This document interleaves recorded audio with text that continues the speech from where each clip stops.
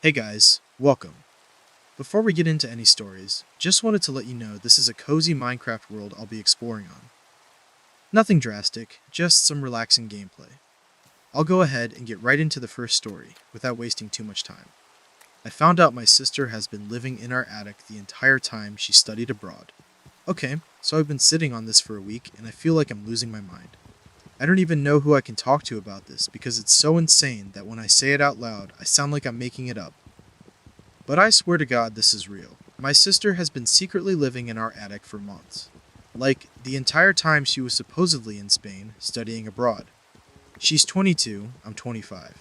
We both still live with our parents technically, though I've been saving to move out. Our family is normal-ish. My sister always talked about wanting to see the world, and last fall she got accepted into the study abroad program in Barcelona through her university. Or at least, that's what she told us. We threw her a going away dinner. My mom cried. We dropped her off at the airport. She sent a selfie at her gate. We thought that was that. For months, she's been texting us photos cathedrals, tapas, random city streets. She FaceTimed us a few times, but always said her Wi Fi was spotty and calls never lasted long. I bought it. We all did. Fast forward to last week. I was in my room late at night, playing games, when I heard something weird, like a creak. Not house settling, but footsteps. Our house is older, so it makes noises, but this was different. I paused my game and listened. Definite shuffling overhead.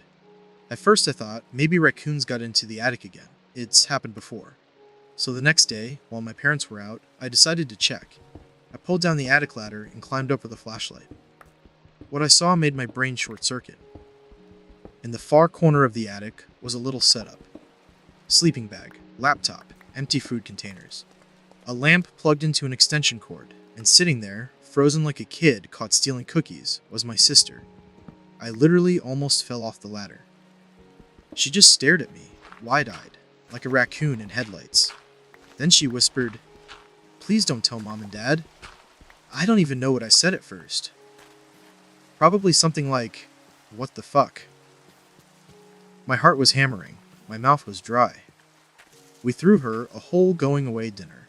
She had Instagram posts from Barcelona, but she was sitting in our attic. She begged me to sit down and listen before I freaked out, which was insane because I was already freaking out. But I did, and she explained. Apparently, she never went abroad. She didn't even apply. She dropped out of her program last year without telling anyone because she was failing classes. But instead of admitting it, she doubled down on the lie. She staged the whole airport drop-off by having a friend take her picture at the terminal, then just never got on a plane. For months, she's been hiding in the attic while my parents think she's across the ocean. She makes fake Instagram posts using photos she steals from travel blogs and friends' stories, the occasional FaceTimes.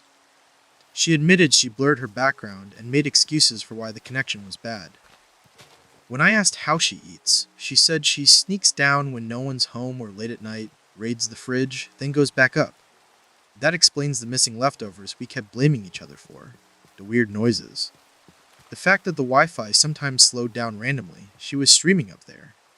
I just sat there staring at her like I didn't even know who she was.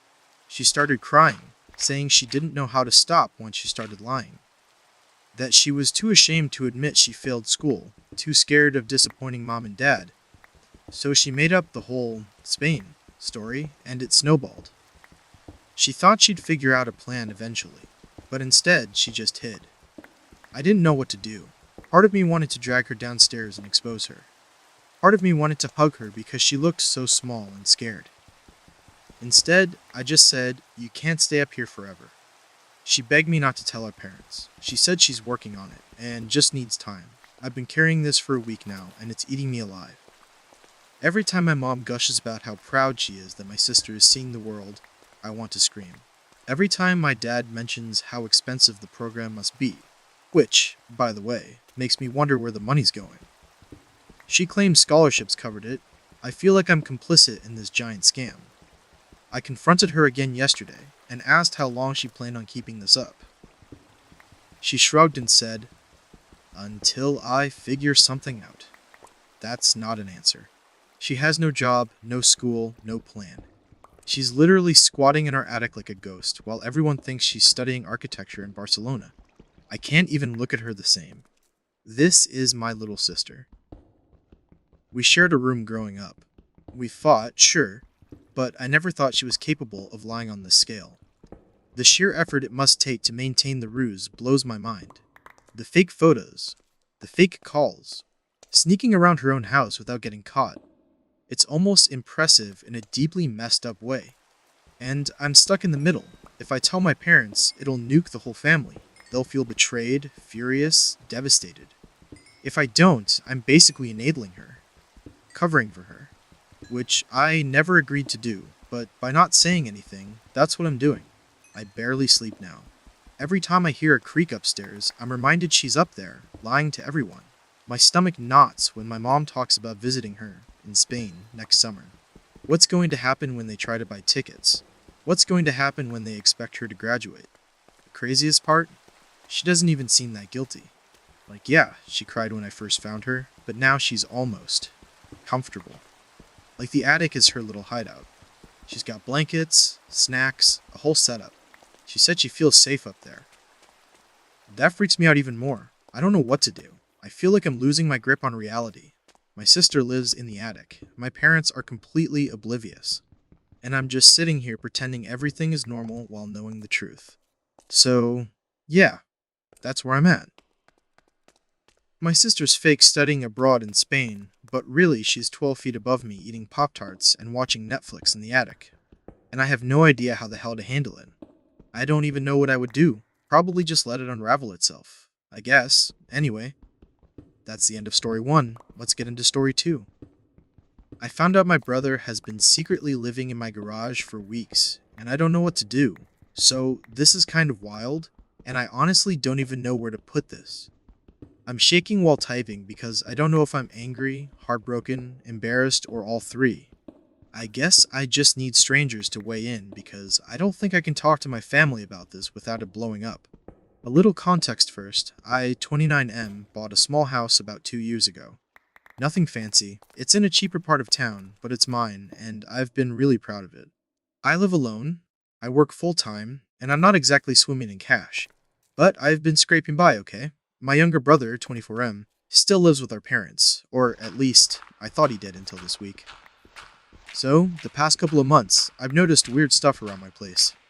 At first, it was little things. Tools out of place in the garage, some food missing from my pantry that I chalked up to me being forgetful, my back gate being unlatched when I swear I locked it. I figured maybe I just wasn't paying attention, or maybe a rat was sneaking around. I even bought a motion sensor light because I was convinced I had an animal issue. Then, about 2 weeks ago, I started hearing noises at night, like actual movement in the garage. I told myself it was pipes or the wind, but I'd wake up at like 2 a.m. and swear I heard someone shuffling. My stomach would drop, but when I'd peek out, nothing. Garage door shut, no sign of anything. I didn't want to sound paranoid, so I didn't even tell my friends. Fast forward to 3 nights ago. I came home late from work and noticed my garage door was locked from the inside. Which, okay, that's not normal because I lock it from the house side. My first thought was, oh shit, someone broke in. I called my buddy because I didn't want to go in alone, and when we got the door open, we found my brother. Like, literally. My little brother, sitting on a pile of blankets in the corner with his phone and a backpack, looking like a deer in headlights. He had a little setup going, a sleeping bag, some clothes, even a small fan plugged into my wall. He had been living in my garage without telling me. I just froze. I couldn't even process what I was seeing. My friend kind of awkwardly left because he didn't want to get in the middle, so it was just me and my brother. He immediately started apologizing and said he didn't want me to find out like this. I kept asking, why the hell are you here? And what's going on? And he eventually broke down crying. Long story short, he's been fighting a lot with our parents. Not surprising. They're strict, judgmental, and honestly not the easiest people to live with. He apparently dropped out of his community college classes without telling them, and they kicked him out for wasting his life. Instead of asking me for help, he panicked, didn't want me to think less of him, and started sneaking into my garage at night to sleep. He works part-time at a grocery store, but he says he doesn't make enough for rent anywhere. He's been showering at the gym and eating food from my pantry when I wasn't home. And the thing is, I feel torn straight down the middle. On one hand, he's my brother. I don't want him homeless. He's clearly scared and ashamed, and probably feels like crap already. On the other hand, he's been lying to me for weeks and literally breaking into my house. He never once asked if he could stay. He just decided to squat in my garage like some stranger. Do you know how creepy it is to realize someone has been secretly living 20 feet from you while you sleep? It makes my skin crawl, even if it's just family. Since finding him, I've let him stay inside the actual house for a few nights because the guilt of sending him back to the garage felt awful. But I don't know what to do long term. He's not contributing to bills, he doesn't seem to have a plan, and I don't really want a roommate. At the same time, I can't imagine being the guy who kicks his own brother out on the street. The awkward part is that I haven't told my parents. They think he's staying at a friend's house. If they found out he was here, I know they'd explode. Him, at me, probably at each other. Our family is already dysfunctional, and I'm honestly tired of being in the middle. But part of me wonders if they should know, because maybe they'd let him come home after cooling off. My brother begged me not to tell them though. He said if I do, he'll never forgive me. And here's another messy detail. I feel like an idiot because my girlfriend, 27F, warned me something was off. She doesn't live with me, but she stays over sometimes, and she swore she saw someone walking around the backyard one night when we were watching TV. I brushed it off like, nah, must have been a neighbor. Now she's freaked out that I didn't take her seriously, and she doesn't feel comfortable staying here until it's sorted. That adds a whole other layer because my relationship was already a little rocky, and this is kind of confirming her worries that I don't have my life together. I keep bouncing between emotions. Sometimes I feel compassion and want to protect him. Other times I'm furious that he violated my trust like this.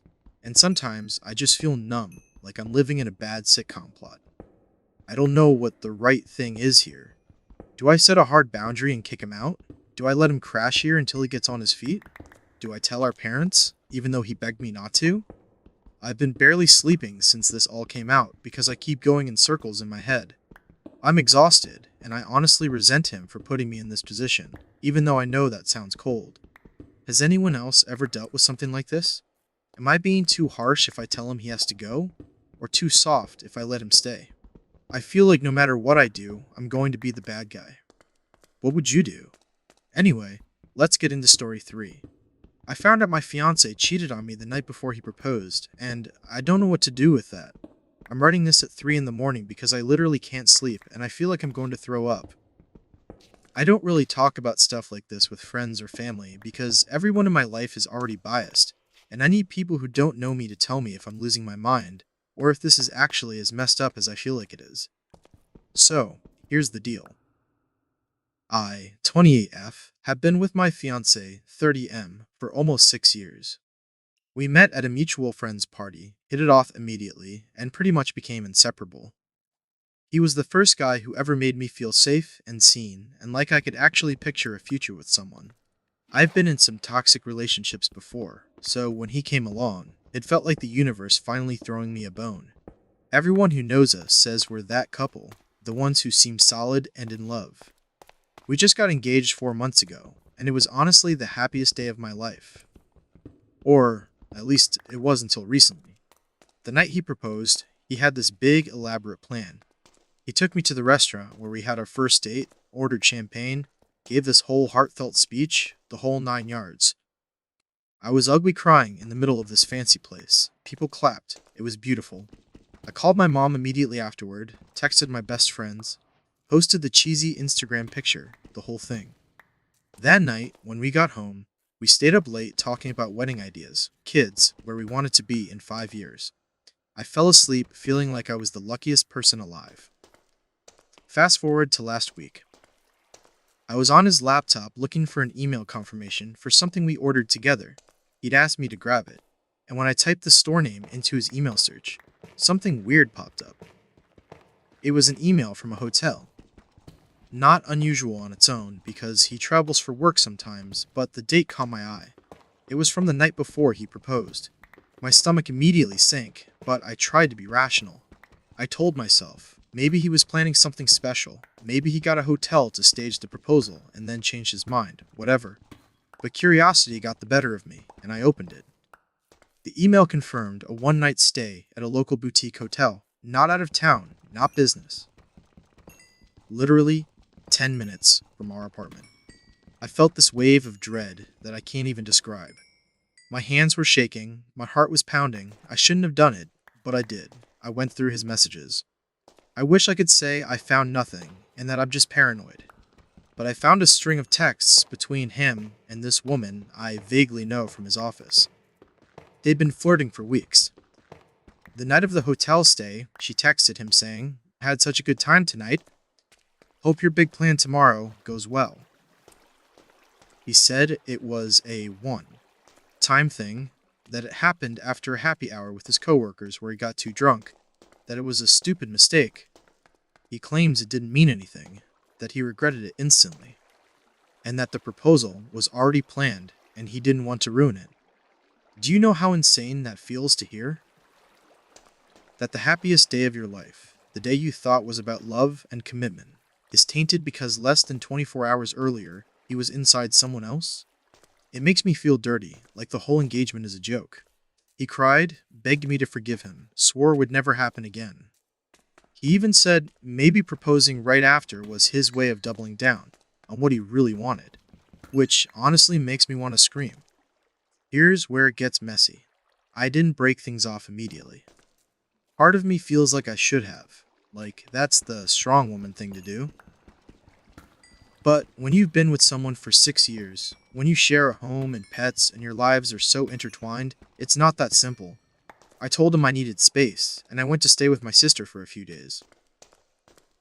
During that time, he blew up my phone with apologies, sent flowers, even reached out to my mom to tell her he screwed up, which, I did not want.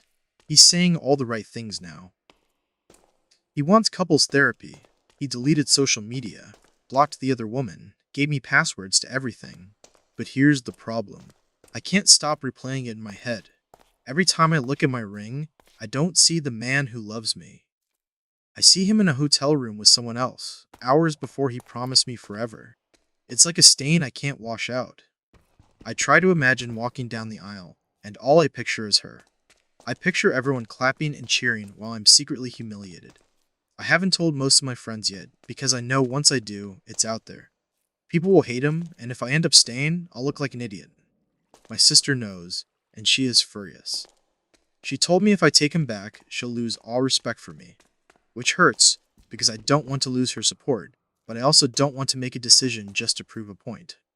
Here's the other kicker. We've put deposits down for a venue already. Non-refundable. Thousands of dollars. Part of me feels gross even thinking about logistics when my whole relationship might be imploding. But it's there in the back of my mind. If I walk away now, I'm not just losing him. I'm losing money, plans, the future I thought I had. I keep swinging between emotions. Some days, I feel like I could maybe forgive him, that 6 years together shouldn't be thrown away for one night of stupidity. Other days, I feel so much rage and disgust, I can't even look at him without wanting to scream. Then there are moments where I just feel numb and detached, like I'm watching someone else's life play out. I guess what I'm asking is this forgivable? Can relationships actually survive something like this? Or am I deluding myself by even considering it? I've read posts where people say cheating is a deal breaker, period. But then I see people who claim they got through it and are stronger for it. I don't know which camp I fall into. I love him. That's the part that makes me want to curl up and cry. I love him so much. He's been my best friend for 6 years. He knows me better than anyone. When I picture my future, he's in it. But he's also the person who betrayed me in the most intimate, cruel way possible. How do you reconcile that? How do you look someone in the eye, knowing they made you a fool on the most important day of your life? I'm not writing this looking for people to tell me what I want to hear. I need honesty. Am I stupid for not leaving immediately? Am I weak for still considering marrying him? Or is it actually possible to rebuild after something like this? Right now, I just feel lost, broken, and embarrassed, and I don't know which way is up anymore. Wow, that must have hurt so deeply. Betrayal is one of the worst feelings I've ever felt, alright? Let's step into story 4. I found out my dad has a second family and I don't know what to do with this information. I don't even know how to start this because my hands are literally shaking while I type. This isn't some lol my dad is quirky post. I just found out my whole life might be a lie and I don't know if I'm supposed to blow up my family's world or stay quiet and choke on it. So, yeah, my dad has a second family, and I only found out 2 weeks ago. I'm 26, the oldest of 3 kids. My siblings are 22 and 19. We grew up in what I thought was a totally normal, middle class household. Dad was a dentist, mom worked part time at a school library, we lived in the suburbs, did family vacations to Florida once a year, all that. My parents have been married for almost 30 years. Growing up, I thought we were boringly stable. Not perfect. My parents fought sometimes about money, or stupid stuff like who forgot to gas up the car, but nothing that made me think, oh yeah, my dad probably has a secret life. Anyway, 2 weeks ago, I was driving back from visiting a friend in another city. I stopped at this random strip mall an hour from where I live to grab food. As I'm walking to the restaurant, I see my dad. Except, he's not alone. He's with a woman who is definitely not my mom, and they're with 2 kids who look eerily like my younger brother. Like, same hair, same jawline. I literally stopped in my tracks. At first, I thought maybe it was just a weird coincidence, like maybe he had cousins I didn't know about or something. But then I watched him. He put his arm around the woman's waist. He kissed her on the head while she was wrangling the kids. It wasn't subtle. It wasn't business related. It was domestic, family. I didn't say anything in the moment. I panicked and ducked back into my car like a coward. I sat there shaking, watching them through the windshield, trying to make sense of what I was seeing. They all went into a frozen yogurt place together, laughing like a picture-perfect family. My dad looked happy, like genuinely happy. I drove home in a daze. The whole way I was arguing with myself, confront him immediately, tell my mom, pretend I didn't see it. By the time I got back, I felt sick to my stomach. I didn't say anything that night, or the next day, or the day after, but I couldn't let it go, so I started digging. And this is where it gets worse. I made a fake Facebook account and found the woman. Turns out she's listed as married to my dad. Not his full name, he shortened it and used a different middle initial, but close enough. They've been married for 15 years. They have 2 kids together, 14 and 10. Both with his last name. I wanted to throw up. I spent hours scrolling her page, looking at photos of birthdays, vacations, back to school posts. There's my dad, smiling like the world's proudest husband and father, with kids I've never met. Sometimes even in the same time frames as events I remember him being with us. Like, he must have left one family birthday party to go to another one the next day.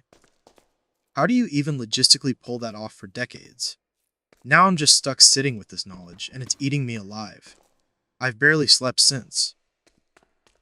I keep staring at my mom and wondering how she has no clue. Or maybe she does? Maybe she's known all along and just pretends not to because she doesn't want to blow up her life. I went back through my childhood memories, trying to see if there were signs I missed. My dad, working late, all the time. Business trips that seemed oddly frequent for a dentist.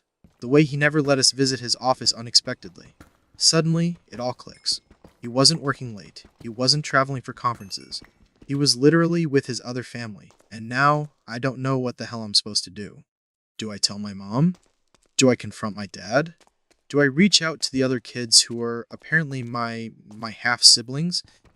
I feel like I'm holding a live grenade, and no matter what I do, it's going to explode. If I say nothing, I'm complicit in his lie. If I say something, I nuke my entire family, and probably hers too. The thing is, I'm not even angry in the way I thought I'd be. I'm more hollow. Like my childhood has been rewritten in real time. Every happy memory feels fake now. I keep replaying family Christmases, birthdays, graduations, wondering what lies were layered under them. Was he leaving our house after opening gifts to go open gifts with them? Was he ever really happy with us? Or were we just his side project?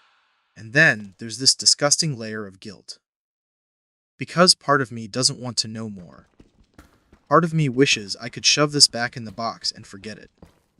But another part of me is burning with curiosity. Who are those kids? Do they know about us? Are they going to grow up thinking they're the real family and we're the secret? I've been spiraling so hard that I started avoiding my parents altogether. My mom keeps asking why I'm acting distant. My siblings are oblivious, living their normal lives.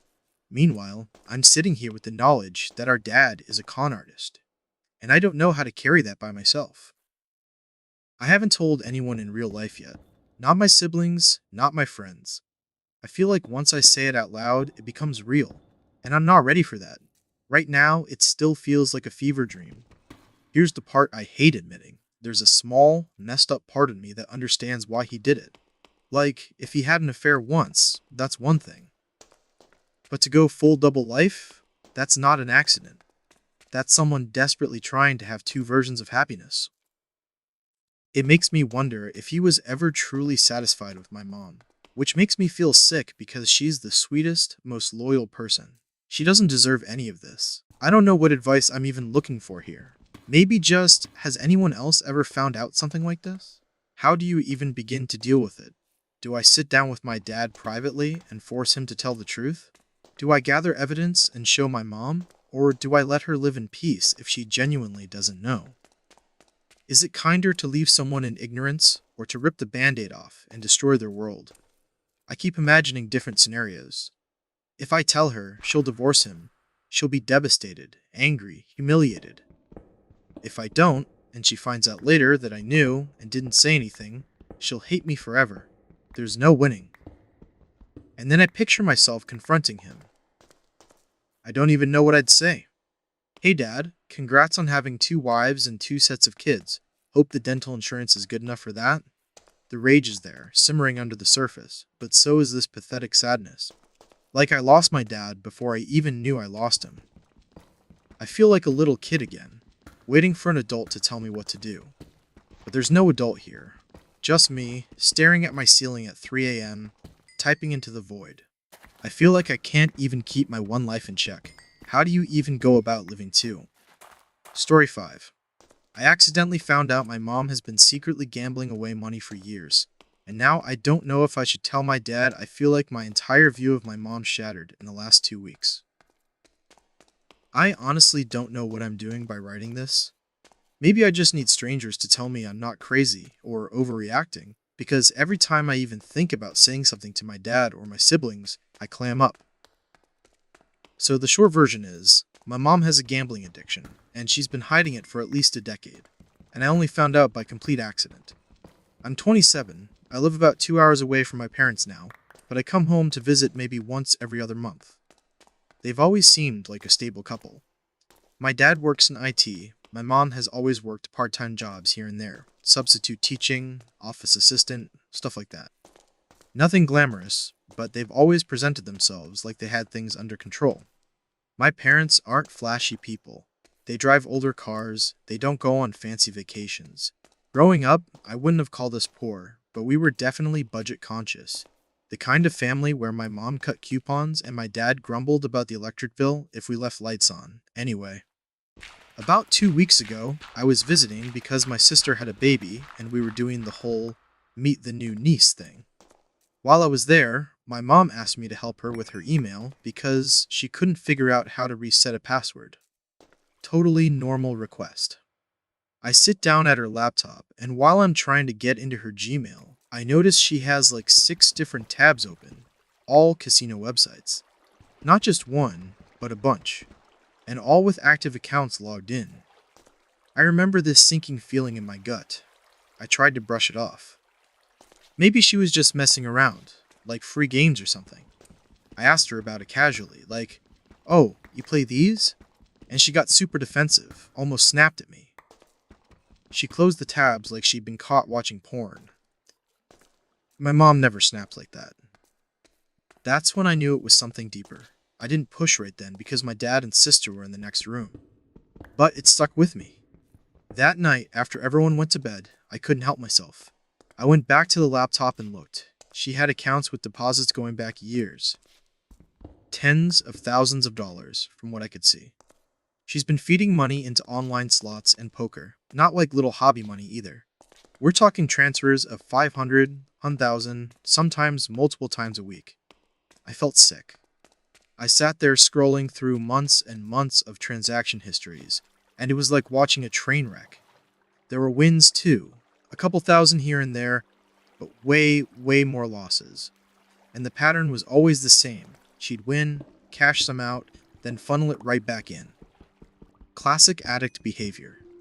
The part that made me want to scream was realizing how many times growing up she told us we couldn't afford stuff.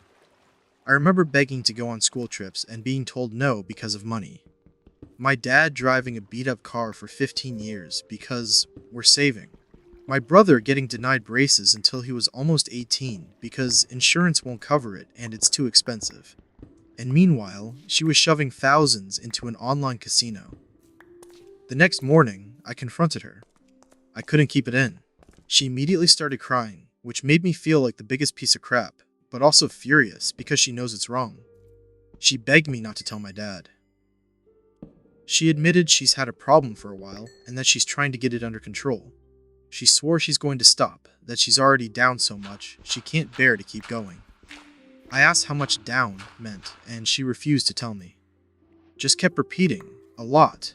Since then, I've been in this weird limbo where I don't know what the hell to do. On one hand, I want to scream it from the rooftops because my dad deserves to know. He works his ass off, he budgets, he's the kind of guy who saves receipts in a shoebox. He has no idea his wife has been funneling money out the back door. I don't know if she's used joint accounts, credit cards, secret loans. I didn't dig that far. But from what I saw, it's not pocket change. It's life-altering money.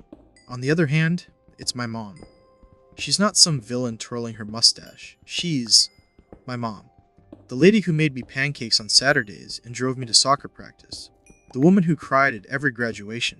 She's begging me to keep her secret, and part of me feels like a little kid again, like I have to protect her. But the other part of me is screaming that protecting her means betraying my dad. Since that trip, I can't stop noticing little things I missed before. Like how often she makes excuses to go run errands alone. How she's always on her phone at night when my dad's watching TV. How sometimes she seems weirdly stressed or distracted, and we all just assumed it was normal mom stuff. Now I'm replaying my whole childhood wondering how long this has been going on. The kicker is, my parents are supposed to retire in a few years. My dad talks about it constantly, about their nest egg, and how they'll finally have time to travel. And all I can think is, does that nest egg even exist? Or has my mom been draining it behind his back? I have no idea how deep this hole goes. There are hotlines, support groups, therapy, but how do I get her to actually do any of that when she's in full denial mode? She told me she can stop on her own, which, sorry, is bullshit. If she could stop, she would have years ago. The other nightmare scenario in my head is if my dad finds out on his own. Like, if he catches a credit card statement or a bank withdrawal and realizes the truth. If that happens, it's going to be nuclear. He will lose his mind, and I'll be the asshole who knew and didn't warn him. I keep going back and forth. Tell my dad, betray my mom. Don't tell my dad, betray him. No matter what, I'm stuck in this horrible position I never asked for. And meanwhile, I have to smile and act normal in the family group chat while my mom sends pictures of my baby niece, like she's not blowing up everyone's financial future behind the scenes. I can't even look at her the same. When she calls, I feel cold. I hate that. She's still my mom, but I feel like she's a stranger now. Like everything I thought about her being the stable parent was a lie. I don't even know why I'm posting this. I guess I want to hear if anyone else has dealt with a parent hiding something massive like this. Do I intervene? Do I go nuclear and tell my dad everything? Do I try to get my siblings on board and stage some kind of intervention? Or do I keep my mouth shut and hope she actually follows through on her "I'll stop" promise? Every option feels like setting off a bomb. And the worst part is, I don't even know who I'm angrier at. Her for doing this, or myself for not noticing sooner. Let's get into story 6. I walked in on my husband crying in the garage, and now I think our whole marriage might be built on a lie. This is going to sound dramatic, but I don't even know how else to start. Last week, I walked in on my husband sobbing in the garage, and what he told me has basically shattered my sense of who I married. We've been together 10 years, married for 6. We're both early 30s, no kids, not for lack of trying. I'll get into that. And from the outside, we probably look like a pretty average couple. I work in marketing, he works in logistics. We bought a small house 5 years ago, we have a dog, we host barbecues, we pay our bills on time. It's boring, but stable. I thought boring but stable was what I wanted. Anyway, last week I was working late at home and went to grab something from the garage freezer around midnight. When I opened the door, I saw him sitting on a milk crate, head in his hands, just full-on ugly crying. I froze. I've seen him tear up at movies, sure, but I've never seen him cry like that. Not even when his dad died 3 years ago. It was raw, almost panicked crying. I immediately went into wife mode, like, oh my god, what's wrong? Are you okay? And he tried to brush me off, but he was too far gone. He kept saying, I can't do this anymore, and I feel like a fraud. Eventually, I sat down on the floor with him and just kept asking until he finally blurted it out. He said he never wanted to get married. He never wanted the house. He never wanted the normal life. He only did it because he thought it was what he was supposed to do, and now he feels like he's living someone else's life. I don't even know how to describe what hearing that felt like. Like someone pulled the floor out from under me. My brain was screaming, then, what the hell have the last 10 years been? But I just sat there in shock. He kept going, saying he feels trapped, like he can't breathe, like every day he's playing a role, and he doesn't know how much longer he can keep it up. I asked him if that meant he doesn't love me. He swore he does. He said, I'm his best friend, that I'm the only person he feels safe around, that he doesn't want to lose me. But then in the same breath, he said he doesn't know if he can keep being husband guy. Husband guy. Like it's a costume he puts on. I asked what he actually wants then. He said he doesn't know. Some days he fantasizes about selling everything and living out of a van. Other days he just wants to disappear. He said he's been carrying this since before we even got engaged, but he kept telling himself it would click eventually. That if he checked off all the boxes, ring, house, dog, trying for kids, he'd wake up one day and feel like it was right. And now he feels like a liar every time he looks at me. I've been replaying that night non-stop in my head. I keep smiling at him in the mornings, making coffee, talking about stupid errands, while inside I'm screaming. How do you go back to normal after someone tells you your marriage is basically a performance? The worst part is, I can't even be fully angry because I recognize myself in what he said. There have been times I've felt trapped too. Times I've wondered if I only wanted the wedding and the house because it was the expected next step, not because it was my deepest desire. But the difference is, I do love the stability. I like our little life. It might not be glamorous, but it feels safe. I thought he felt the same. Now I'm questioning everything. Was he secretly miserable on our wedding day? When we signed the mortgage papers? When we were crying in the fertility clinic after another failed round? Was he holding my hand thinking, I don't actually want this? That thought makes me want to throw up.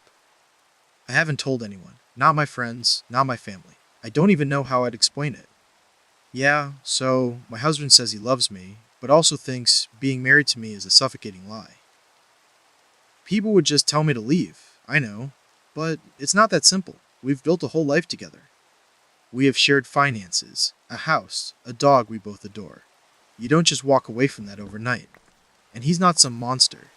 He's still the guy who brings me tea when I'm sick and scratches the dog's ears every morning. He kisses me goodnight. He's not cheating. He's not abusive. He's just miserable. And I can't fix it. Since that night, he's been quieter than usual. Not cold exactly, but distant. I think he regrets telling me. Like he cracked open a dam, and now he wishes he could shove it all back in. He hasn't brought it up again, and I'm too scared to push. What if he says he wants out? What if saying the words out loud makes it real? Meanwhile, I'm losing my mind. I can't sleep. I can't focus at work. Every little thing feels like a clue. If he sighs when I ask about dinner, I think, he's resenting me. If he lingers on a YouTube video of someone traveling, I think, that's the life he wants instead of this. I feel like I'm living with a ticking bomb. I keep swinging between two extremes. One side of me wants to fight for this. Suggest therapy, long talks, maybe even a trial separation, if that's what it takes. Try to rebuild on more honest ground. And then there's a terrifying third option, that he stays, but resentful. That he never leaves, but he never really wants to be here either. That I wake up in 20 years next to a man who still feels trapped, and I wasted both our lives. I don't know what to do. Do I confront him again? Do I demand clarity? Or do I wait and see if he brings it up? Do I loop in a therapist before this eats us alive? I feel like I've been thrown into an alternate reality where my husband is both the person I know and a stranger at the same time. And I'm sitting here, writing this at 2 a.m., wondering if anyone else has ever been blindsided like this. How do you come back from realizing your partner's been wearing a mask for years? I keep thinking about that night in the garage. The way he said, I can't do this anymore. He didn't even say, I don't want to. He said, can't. That's not something you just unhear. If anyone's been through something similar, did you make it work? Or was it the beginning of the end? I honestly don't know if I'm supposed to hold on tighter or let go. Let's hop right into story 7. I found out my wife has been secretly recording our arguments, and I feel like I can't trust her anymore. Last night, I found out my wife has been recording our private arguments on her phone for who knows how long, and I don't even know how to process it. We've been together for 8 years, married for 5. We're both in our early 30s. We don't have kids yet, but we've been trying on and off for the last year. Up until now, I would have told anyone who asked that our marriage is solid. We're not perfect. Who is? But we laugh a lot. We have similar values. We've supported each other through job losses, health stuff, family drama. I thought we had a strong foundation. But this, I don't even know what to call it. Betrayal? Violation? Paranoia? Inducing? It's been spinning in my head non-stop for the last 24 hours. So, here's what happened. Last night, we got into a dumb fight. Like, really dumb. We were both stressed. She had a bad day at work, I had been stuck in traffic and came home cranky. She made a comment about me forgetting to pick up something at the store. I snapped back that she never makes a list, and suddenly, it snowballed into one of those arguments where you both say petty shit you don't even mean. Nothing huge, just one of those married couple bickering sessions. At one point, she stormed out of the room and went upstairs. I followed a little later because I hate leaving things unresolved. When I walked into our bedroom, she was sitting on the bed, clearly flustered, and her phone was face down on the nightstand, but still recording. Like I could see the little red light because she didn't close the app properly. I froze, picked it up, and yeah, it was recording. I scrolled back and realized she'd been recording the entire fight. I asked her what the hell this was, and she went pale. At first, she tried to brush it off like, oh, I accidentally hit record. But when I pushed, she admitted she's been doing this for a while. I just stood there holding her phone, staring at her like she was a stranger. I asked how long a while meant. She wouldn't give me a straight answer, but finally said, months. Months. I asked why, and she said it was because sometimes after arguments I rewrite what happened, and she wanted proof. That word, proof, is lodged in my brain. Proof? Like, I'm some liar she has to build a case against? I'm not going to sit here and pretend I've never been wrong in an argument. I've said things in the heat of the moment that I later realized were unfair. I've apologized plenty of times. But I don't gaslight her. I don't manipulate her into thinking something didn't happen. The idea that she feels like she has to secretly record me instead of just talking it out is making me sick to my stomach. I asked what she does with the recordings. She swore she doesn't show anyone, that she just keeps them for herself. She said sometimes after a fight she listens back so she doesn't feel crazy. Which, on one hand, okay, I get the impulse of wanting to fact-check your own emotions. But on the other hand, that means every time we've had what I thought was a vulnerable, messy, real moment, she's been treating it like an interview she can play back later. It feels so cold and calculated. Then my brain went to darker places. Does she play them for friends? For her therapist? For her family? Is there a folder somewhere with hours of our private fights saved? Am I going to end up in some group chat as the crazy husband because she clipped me saying something dumb when I was angry? I asked to see her phone. She hesitated, then gave it to me. Sure enough, she had dozens of recordings saved in a hidden folder. Not just fights, random conversations too. Times I didn't even know we were arguing, just disagreeing about something stupid like chores or money.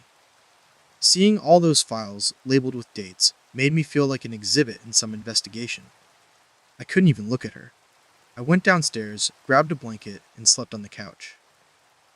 Today, she's been texting me nonstop from work, apologizing, saying she knows it was wrong, that she didn't realize how much it would hurt me until she saw my face.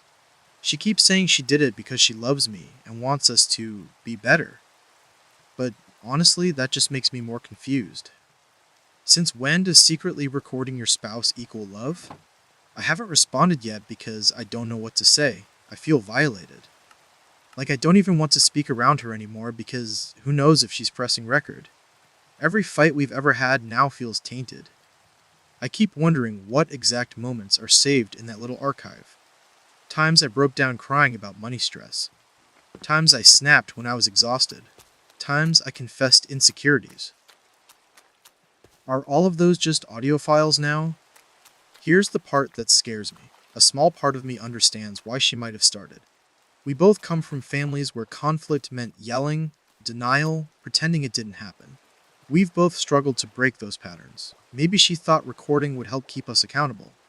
But instead of being something we agreed on, she went behind my back. And that's the line I can't stop tripping over. If she had come to me and said, "Hey, sometimes I feel like I'm going crazy after fights. Can we try recording so we can reflect later?" I would have probably said yes. Or at least had a conversation about it. But instead, she turned it into a secret project. And if she could keep this from me for months, what else is she keeping? I don't know where to go from here. Part of me feels like this is unforgivable. Like trust is the one thing you can't rebuild once it's gone. And right now, I don't trust her at all. Another part of me wonders if I'm blowing it out of proportion. People make mistakes. Relationships are messy. Maybe this is her messed up coping mechanism, and we can work through it. But then I think about us trying for a baby. About bringing a kid into this. About raising a family with someone who thinks it's okay to secretly record their partner instead of actually talking. That thought makes me panic. I haven't told anyone in real life. Not my friends, not my family. It feels too raw, and I know the second I say my wife secretly records me out loud, people will jump straight to divorce. And I'm not ready for that. I love her. I still love her. I don't want this to be the end of us. But I also can't unknow it. I keep thinking about last night, about her face when she realized I'd seen the recording. She looked terrified. Not just scared of me being angry, genuinely terrified. Like she thought I was going to walk out right then. That image keeps replaying in my head. So now I'm stuck. Do I sit down with her and demand she delete everything? Do I ask for full transparency, passwords, whatever, to rebuild trust? Do I suggest therapy? Or do I accept that this is who she is and maybe I can't live with that? Has anyone else ever dealt with something like this? Is this one of those things you can come back from? Or is it the kind of fracture that only gets worse over time? Right now it feels like I'm married to someone I don't know.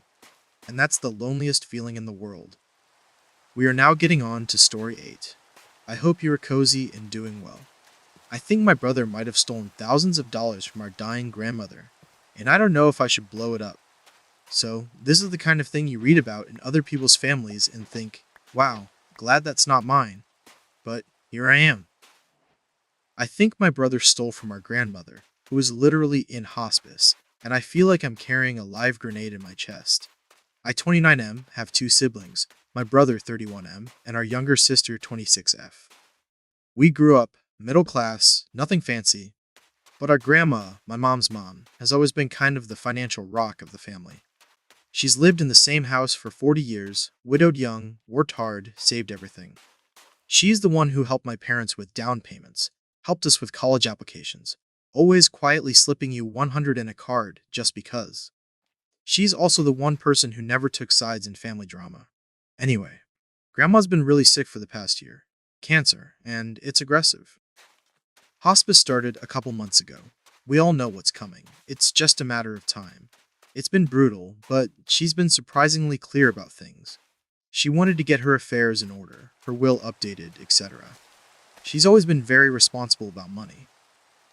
The issue is that a few weeks ago, I noticed something weird when I was helping her with some bills.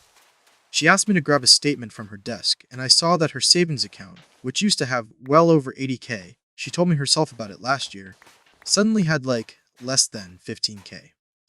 I thought I was misreading.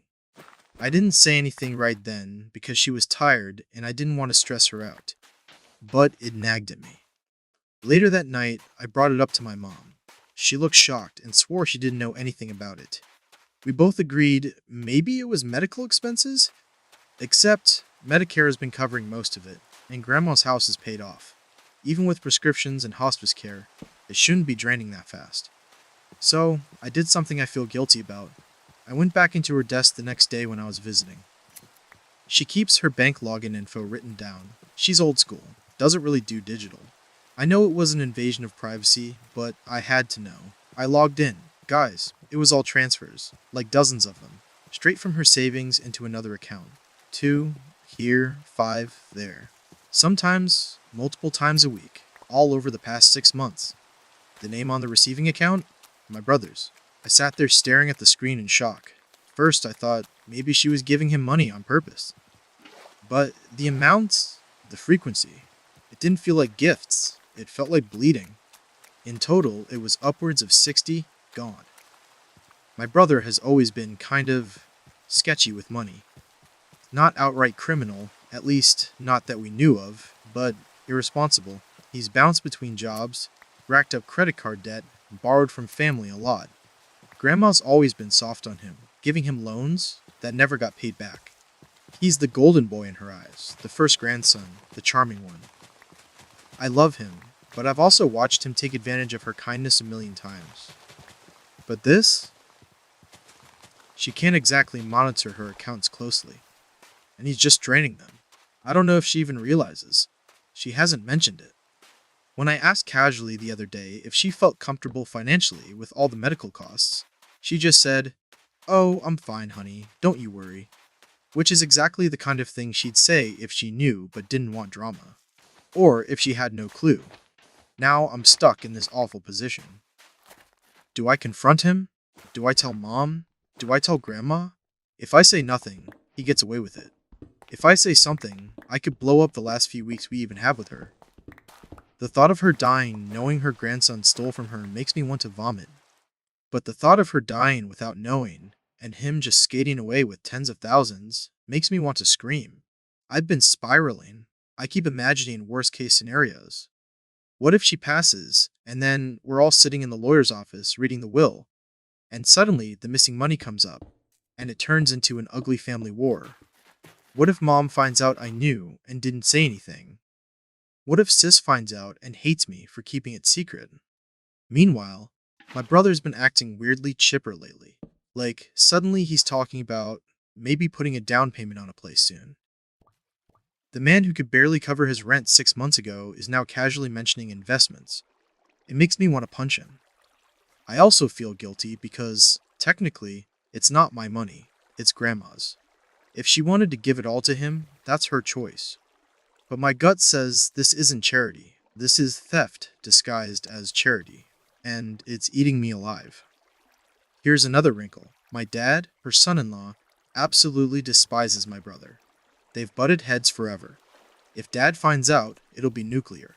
He'll storm into that house, confront everyone, and there will be no coming back from it. My mom is already hanging by a thread emotionally with Grandma being so sick. The last thing she needs is a family explosion. So I've been sitting on this, not telling anyone, and it's making me sick. Every time I look at my brother, I see a thief. Every time I look at my grandma, I feel like a coward for not protecting her. Every time I look at my mom, I feel like I'm keeping a massive secret that could break her heart. I keep replaying different scenarios in my head. If I confront my brother directly, what does that even look like? Hey, I hacked into Grandma's account and saw you took 60 grand.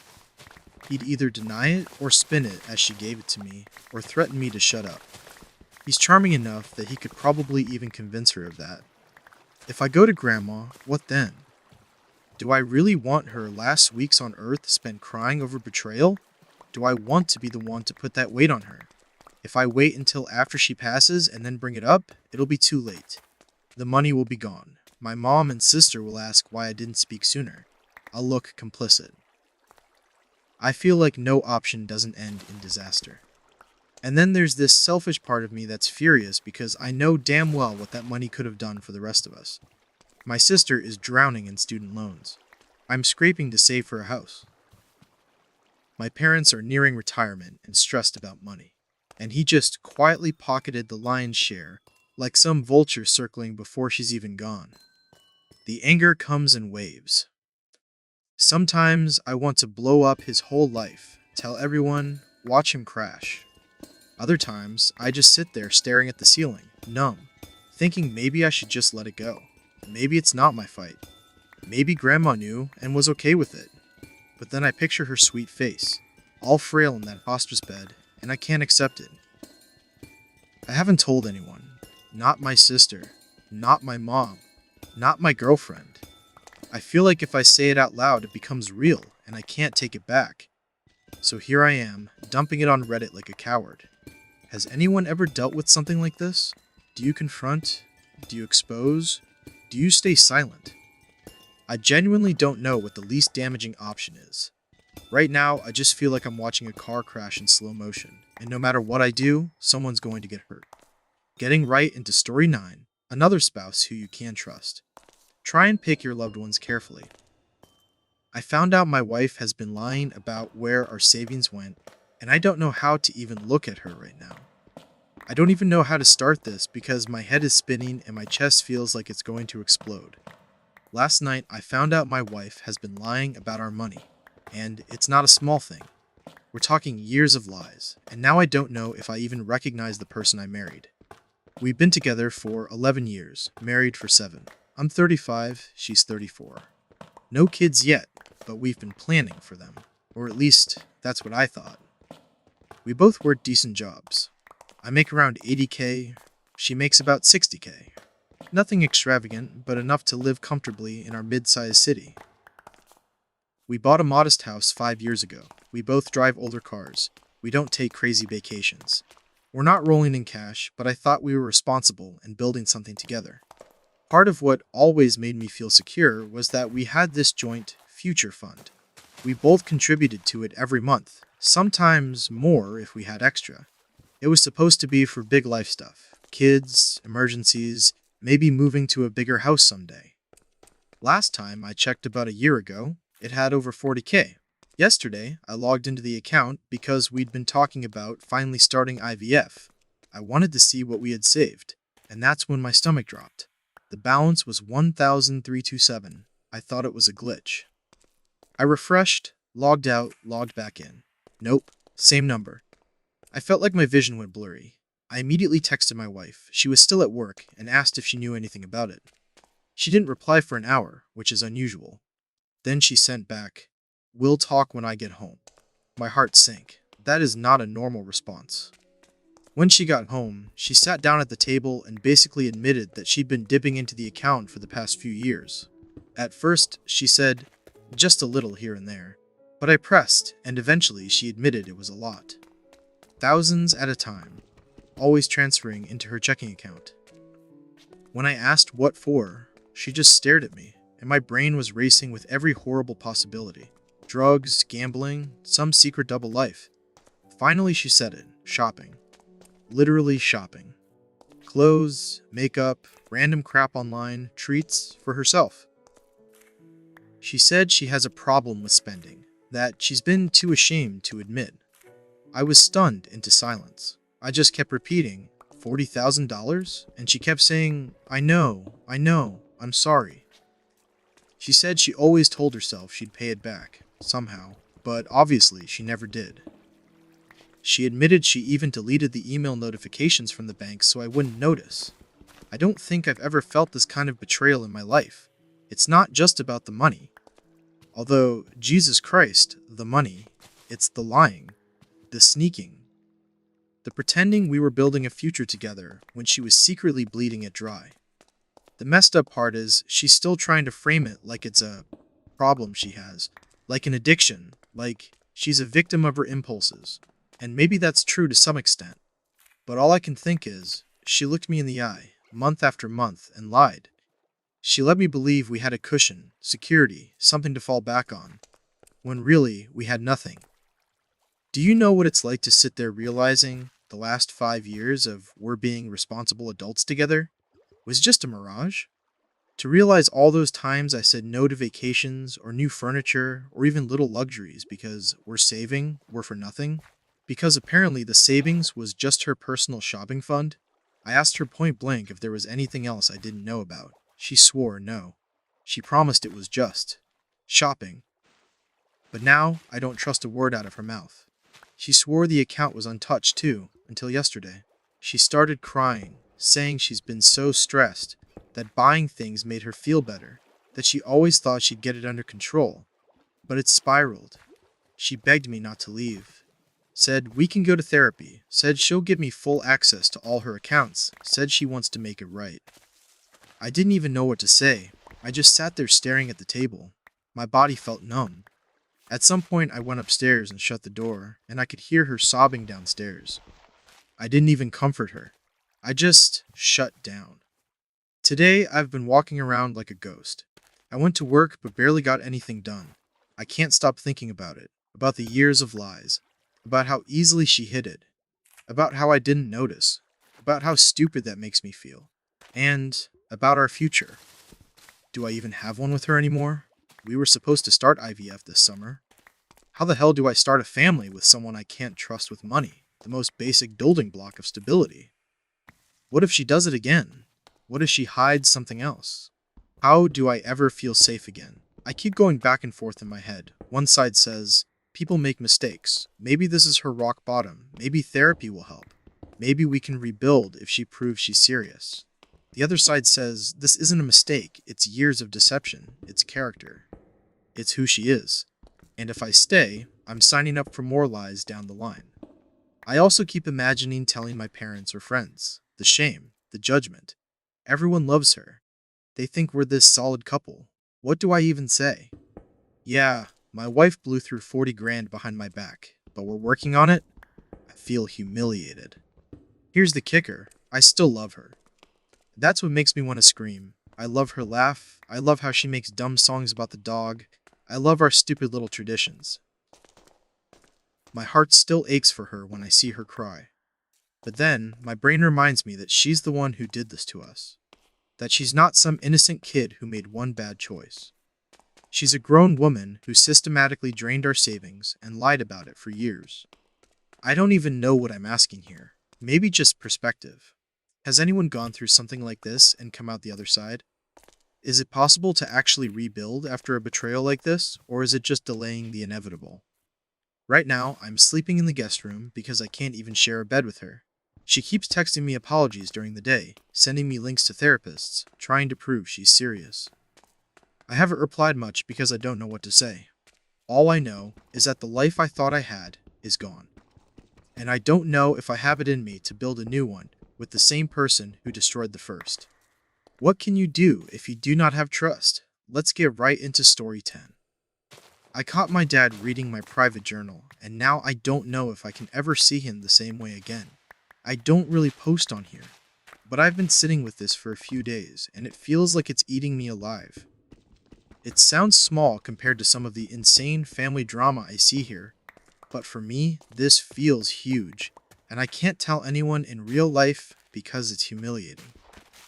So I guess I'm just yelling into the void. I caught my dad reading my journal. Like, actually sitting there with it open, flipping through pages. And it's not some Dear Diary, today I ate a sandwich thing. It's a very personal, private notebook where I dump my darkest thoughts. Stuff I'd never say out loud. Stuff about him even. I'm 24. living at home temporarily because I lost my apartment when my roommate moved out unexpectedly and rent prices are insane where I live. It's supposed to be temporary until I can get back on my feet.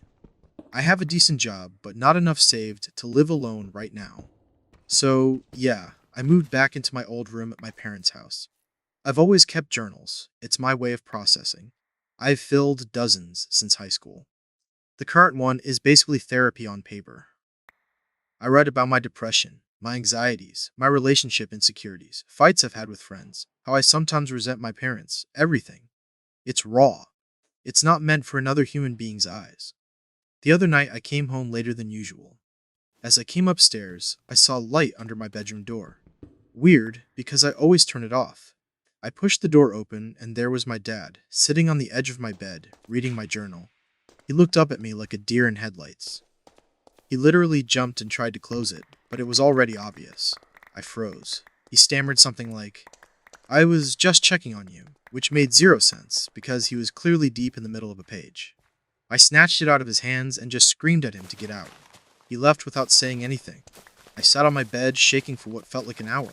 My whole body was buzzing. I felt violated in a way I can't describe, like he'd just broken into the most private part of me. I wanted to throw up. Since then, I haven't been able to look at him.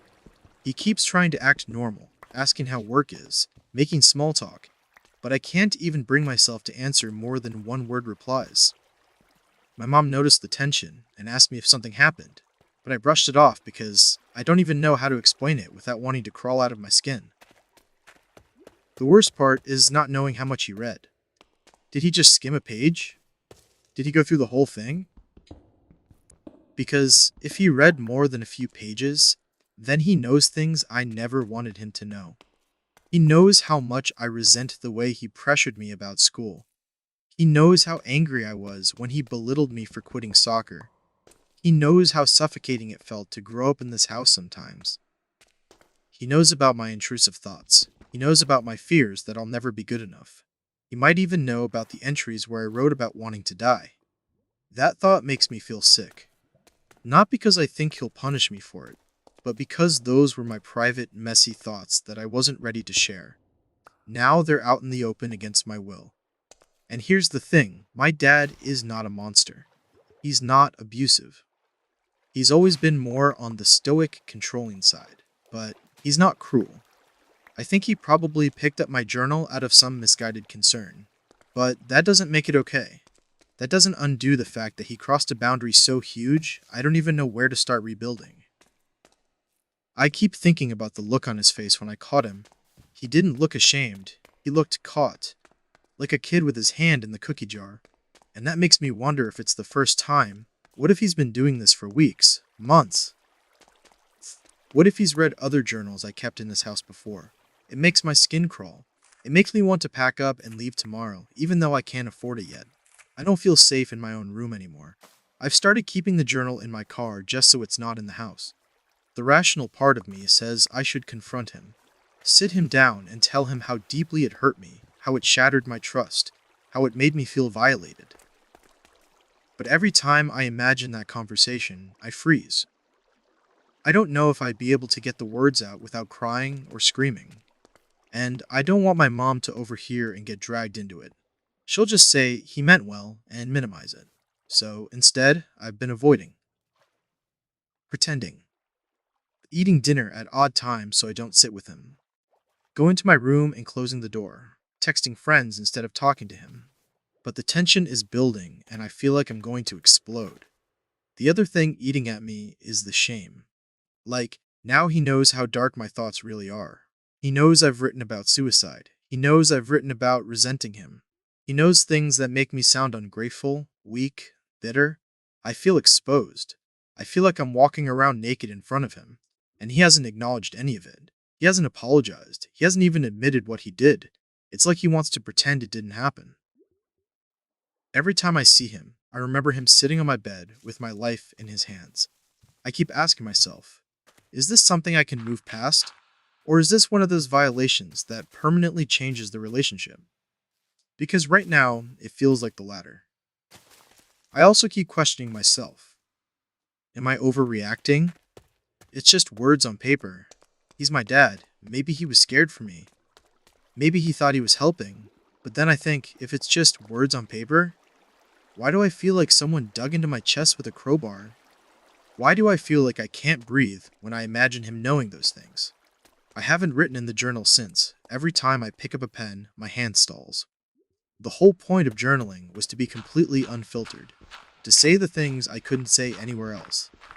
And now, that space feels poisoned. I don't know if I'll ever get it back. And that kills me because writing was the one thing that helped keep me sane. Now, I feel like even that's been taken.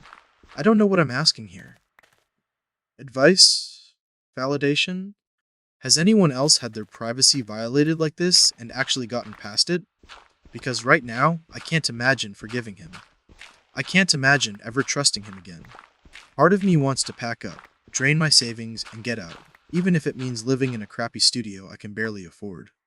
Another part of me feels like that's running away instead of addressing it. But every day I stay here, I feel more suffocated. I keep thinking about how parents are supposed to protect you. And instead, mine was digging through my most private thoughts. It feels backwards. It feels wrong. It feels like I can never unsee it. So, yeah, that's where I'm at. Lost, exposed, angry, ashamed, and not sure what the hell to do next. I found out my wife has been lying about going to book club for over a year, and now I don't know if my marriage is real. So, I don't really know how to start this without sounding like an idiot. But I guess the best way is just to be blunt. Last week, I found out my wife hasn't been going to book club for the last year and a half. And no, it's not some funny book club is actually wine night situation. It's worse. We've been together 9 years, married for 4. I'm 33, she's 31, no kids yet. We talked about trying the next couple of years. Up until a week ago, I would have said we had a solid marriage. We had our ups and downs like anyone, but nothing catastrophic. I trusted her completely. Her book club was this once-a-week thing on Thursdays. She said it was a group of women she met through a coworker, and they rotated houses, sometimes bars. Honestly, I never thought twice about it. I thought it was great she had her own thing. I used to joke about being jealous, because she'd come home tipsy and giggly sometimes. But I always thought, good for her, she's got friends. Last Thursday, she forgot her Kindle at home. No big deal, right? Except she always takes it, even though I thought it was more of a wine club than actual reading. I figured I'd be nice and drop it off because I had errands near the part of town where she said she was going. I texted her, no reply. I drove to the address she'd given me months ago for one of their rotations. It wasn't a house. It wasn't even close. It was a Holiday Inn. I sat in the parking lot like an idiot, staring at her car. Her car, parked outside a hotel at 8:03 p.m. on a Thursday night when she was supposed to be at book club. I don't even know how long I sat there, just frozen. Eventually, I called her. She picked up, sounded cheerful, said, "Hey babe, what's up? We're just discussing the book. I can't talk long." I asked her point blank where she was. Dead silence for a beat. Then she said, "At Rachel's. Why?" I told her I was literally looking at her car in the Holiday Inn lot. That's when she hung up. 10 minutes later, she came out of the hotel, hair messy, eyes wide. She looked like a kid caught stealing candy. I didn't even have the words. She just kept saying, "I can explain. Please just let me explain." Her explanation? She hasn't been at a book club in over a year. She's been renting a room at this hotel every Thursday night. Alone. Just alone. Sometimes she orders food, sometimes she watches TV, sometimes she just sleeps. She swore up and down she hasn't been meeting anyone, that it's her escape. I stood there in the parking lot trying to process. My wife has been lying to me every single week for over a year, sneaking off to a hotel and pretending it was book club. Not once did she think to just tell me she needed alone time. Not once did she give me the chance to understand. She just built this entire fake world and lived in it. I asked why. She said she felt suffocated. That after the pandemic, after moving into this house together, after our routine set in, she felt like she was drowning. That she couldn't breathe unless she had space that was truly hers. She said she knew if she asked me for that, I'd feel hurt, so she lied. She said she thought it was harmless because it was just time to herself. Harmless? Are you kidding me? Harmless is going for a walk. Harmless is saying, "Hey, I need a night alone." Harmless is being honest. Renting a hotel room and lying to your spouse every week is not harmless. I asked her if she realized how insane it sounded, how much money she must have spent. She admitted she spent a lot, but brushed it off like it was worth it for her mental health. I asked why she didn't just get therapy. She said she thought this was her therapy. I drove home without her. I couldn't even look at her. Since then, I've been alternating between rage, heartbreak, and confusion. Part of me thinks she has to be cheating. Who rents a hotel room every week to just sit there? It feels too far-fetched. But I checked her phone, her messages, even her email. Yeah, I know. Low move, but I had to. Nothing. No flirty texts, no dating apps, no receipts that suggest someone else. The hotel bills are all under her name. It's like she really was just sitting in a hotel room alone every week like some secret ritual. But that almost makes it worse.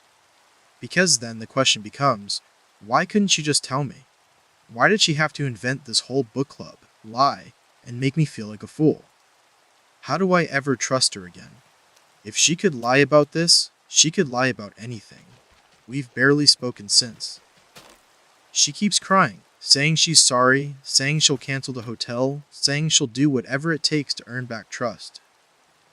She keeps trying to hug me, and I can't let her. I feel like my skin crawls when she touches me now. I haven't told anyone. Not my family, not my friends. How do you even explain this without sounding like a clown? Yeah, my wife pretended to go to book club for a year, but was actually hanging out at a Holiday Inn by herself. People would laugh. Or assume she was cheating. Honestly, I don't know which is worse.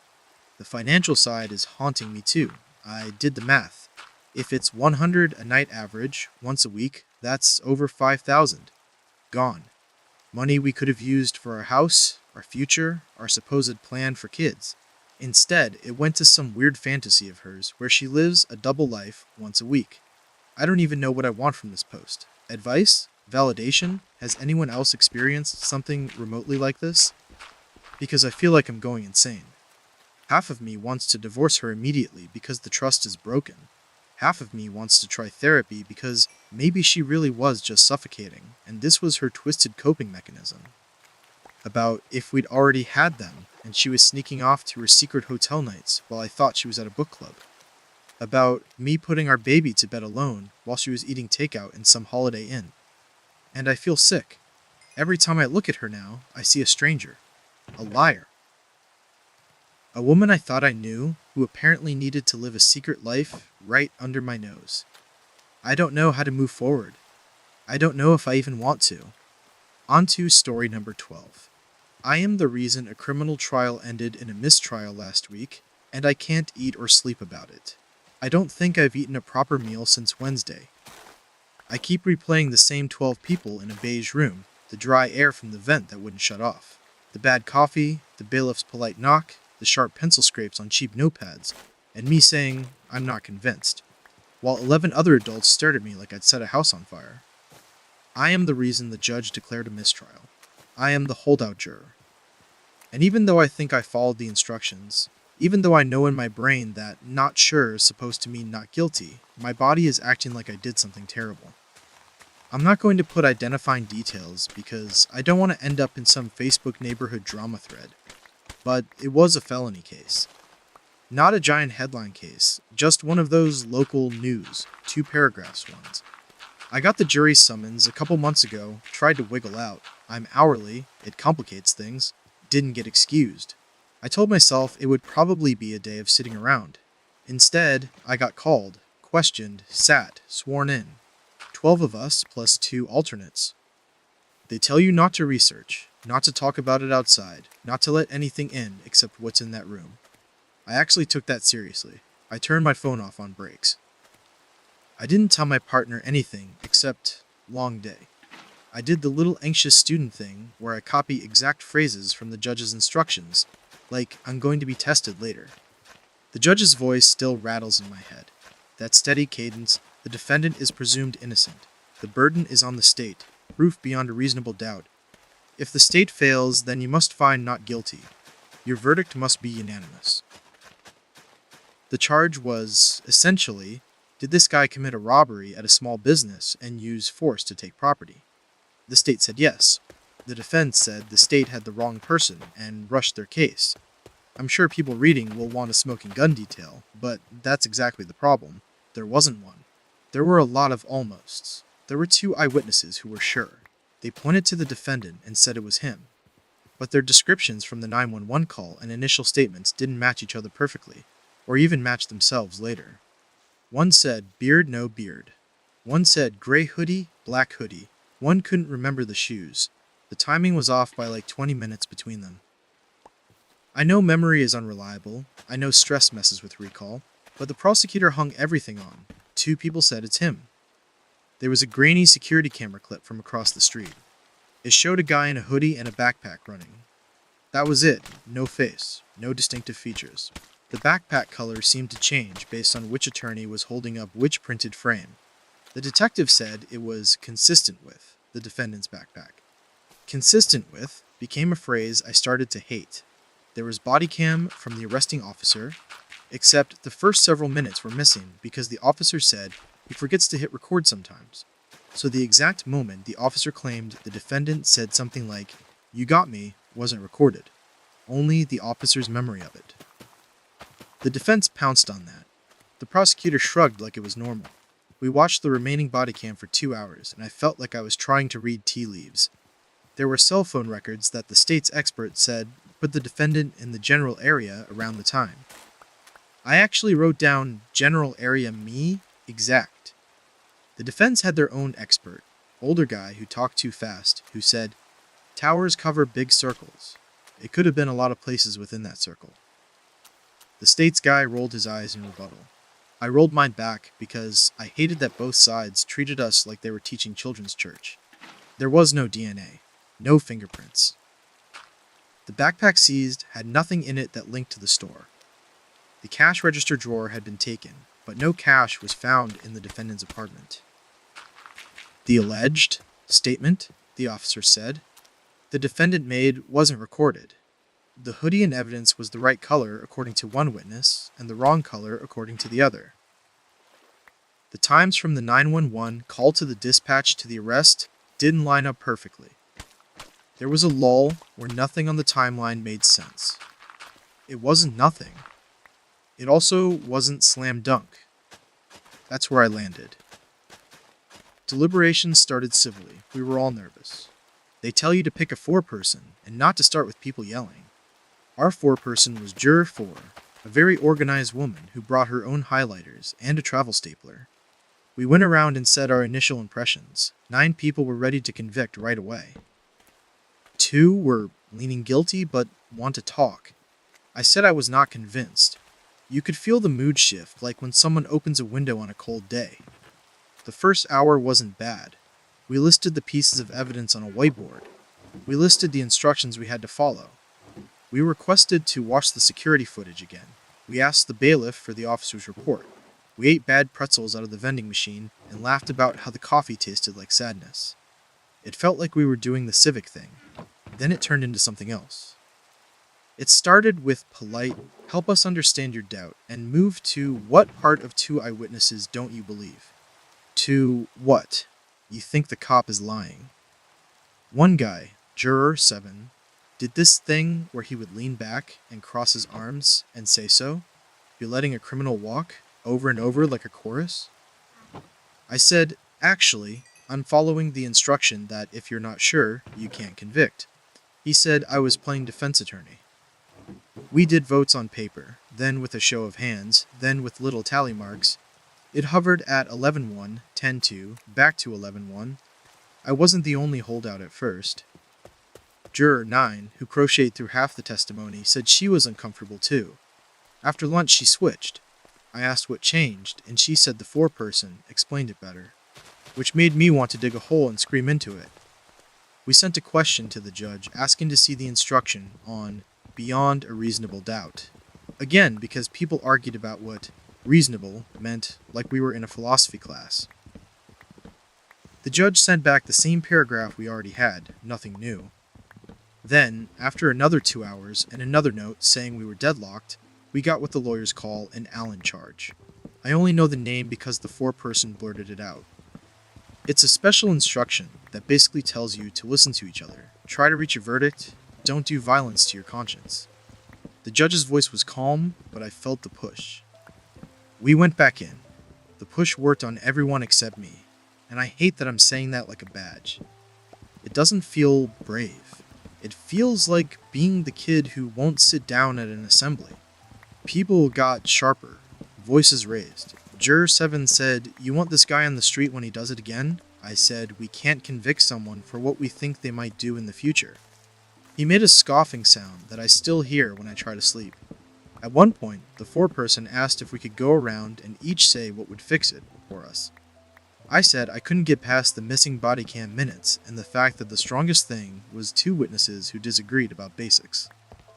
Juror 2 said, "You watch too much TV. Trials don't have perfect evidence." He said it like he was telling me to grow up. I will be thinking about that sentence until I die. I know trials don't have perfect evidence. That's literally why the standard is beyond a reasonable doubt and not pretty sure. We were in that room for 2 days. The bailiff started to feel like a class monitor. He'd knock, we'd file out, we'd get another readback of testimony, we'd file back in. Someone's perfume gave me a headache. Someone ordered pizza to the jury room, and the box grease made the verdict form smell like pepperoni. It would be funny if I wasn't wrecked. When the judge finally brought us in and asked the foreperson if a verdict had been reached, and she said, "No, Your Honor," the air got thick. The judge asked if more time would help. The foreperson said no. The judge declared a mistrial. It wasn't theatrical. There was no gavel bang. The clerk just noted it, the judge thanked us for our service, said sometimes juries don't agree, and excused us. Walking past the defendant, I made the mistake of looking at his face. He looked exhausted. His mom or aunt, someone older, in a church hat, squeezed his hand and cried. On the other side of the aisle, a man I think was the store owner, sat very still, jaw clenched, eyes wet. One woman squeezed my arm and said, "You did what you thought was right," in that tone people use when they actually mean, "I think you're wrong, but I'm not going to fight you in public." Juror 7 said loud enough for me to hear, "Some people shouldn't be allowed to serve. The bailiff told us we could talk about the case now if we wanted, that we were discharged." My tongue felt like a brick. I went to the bathroom and threw up. Since then, my brain has been a loop. Did I do the right thing? Did I let a guilty person walk? Did I force a victim to go through it all again when the DA inevitably retries it? Did I, by trying to do the conscientious thing, actually just prolong everyone's pain? And then the other loop. What if he didn't do it? What if those almosts were all there is, and 11 people were ready to put someone in prison because it felt neater? I haven't told my job anything except jury duty went long. My boss made a joke about me getting out of work, and I forced a laugh and went to the bathroom again. I can't tell my partner any details because, when I start, I either go on a dissertation about reasonable doubt, like a freshman poli-sci major, or I just start crying and my partner gets spooked and tells me to maybe talk to a therapist.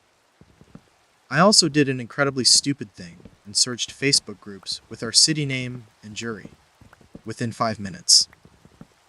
I found a post from someone who said their friend's store got robbed and that one juror wouldn't convict even though everyone knew he did it. The comments made my stomach fall out. Jurors like that are why crime is out of control. Must be some college kid who thinks they're smarter than everyone. If that was my business, I'd find out who they are. I closed it, but I can't unsee it. I don't know if they're talking about our case. It doesn't matter. It felt like being publicly stoned, even if I was the only one holding the stone over my own head. I keep thinking about the judge's last little speech. Sometimes juries do not reach unanimity. That is not a failure of the system. I want it to feel like we just did our part, and the next part happens next, but it feels like a failure. It feels like an unfinished sentence. Also, because I'm apparently a glutton for punishment, I keep nitpicking my own brain. Was I truly at reasonable doubt, or was I at, I don't like that cop's vibe? Did the officer's missing minutes bother me because of all the news I've absorbed about police misconduct? Did the timeline glitch on paper loom larger to me than it should have? Did I project too much? Because I've been accused of things I didn't do before, and it made me allergic to certainty? I don't know. I don't know. I don't know. There were these tiny stupid details that keep popping back up. How Juror 5 chewed the end of the verdict form and left little paper bits on the table. How the court reporter typed even when no one was talking, like she was practicing.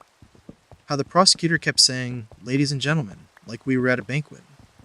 How the defense attorney's tie was always a little crooked, and I spent an hour mad about it. How the red pen bled through the jury instructions and made the word reasonable look like it was underlined. How the bailiff had kind eyes and kept calling us folks. I know to some people this will sound melodramatic. People get called for jury duty every day. Cases end in mistrials every day. The system churns on. I get that. But at no point in your life are you prepared for a room where your conscience is on a clock, where other adults you've never met are saying, "Just vote," and you're literally considering if you can morally, and the clock ticks, and people sigh, and you get 10 minutes for sandwiches, and then you're back at a table arguing about what consistent with means. It was like being thrown into a moral escape room with strangers. I keep wondering if there's something you're supposed to do after, like decompression for jurors. There isn't. They send you home, and that's it. The court parking structure ticket validated. Have a nice day. Don't forget your umbrella. I came home and did laundry and felt like I was cleaning something out of my skin. I sat on the couch and watched a dumb sitcom and couldn't follow the plot because my brain kept snapping back to the whiteboard with hoodie color written in capital letters and underlined 3 times. My partner suggested therapy, and I made an appointment with someone who had legal system trauma on their website, which, in hindsight, probably means people who went through it as defendants or victims, not random jurors with spirals. I don't even know what I'm going to say to them. "Hi, I followed the instructions, and now I feel like I caused harm by following the instructions." Good start. Part of me wants to reach out to the defense attorney and ask if I did the right thing, which is insane and also probably not allowed. Part of me wants to write the judge a letter that says, "Thanks for not yelling at us." Part of me wants to message Juror 9 and ask if she really changed her mind or just got tired. I won't do any of that. I'm just pacing my house drinking tea like it's a sedative, trying to sleep, failing, and then writing this instead because maybe someone out there has sat in that beige room and can tell me it stops feeling like this. I also want to say out loud that the "beyond a reasonable doubt" thing sounds so clean in the instructions and so messy in your chest. The judge said it's not beyond all possible doubt, and I believed him. This wasn't that. It was that I genuinely could not say I was firmly convinced. Not on the thin chain of consistent with this and probably that. And he said he heard him say something during a non-recorded moment. I want to believe that I did the job the way the system actually wants it done, even if the people in the room didn't like me for it. But then I see the store owner's face in my head again, and I stop believing anything. I don't have a neat bow to tie on this. I just don't know how to carry it. If anyone has ever been a holdout juror and not imploded from anxiety afterward, I would love to know how you stopped hearing the sighs. If anyone in the legal world reads this, I would love to know if there's something people like me can do afterward besides get over it. If the weird Facebook commenters happen to somehow see this, no, I'm not your villain. I'm just some tired person who took "don't do violence to your conscience" literally. And if by some cosmic coincidence the defendant or the store owner ever read this, I'm sorry. Not sorry that I followed the law, but sorry that the process sucked for you and I was one of the people inside it. I hope the truth wins next time, whatever it is. That's it. That's the post. I'm going to try to eat toast now like a normal human being, and maybe sleep without dreaming of whiteboards. We are not getting into number 12, just over the halfway point. I caught a student cheating with AI, reported it, and now the parents are trying to get me fired. I'm honestly shaking even typing this, because the last week has been one of the most stressful of my entire career. I feel like I'm stuck between doing the right thing and being the villain in everyone else's eyes, and I don't know how to move forward. I'm a high school English teacher. I've been teaching for 7 years. I love my job most days. I don't make much money. I buy my own supplies. I grade until midnight sometimes, but I genuinely love the kids and believe in what I do. I've had tough years, I've had easy years, but I've never felt like this. Last week, one of my juniors turned in an essay that set off every alarm bell in my head. The assignment was to analyze themes in Of Mice and Men.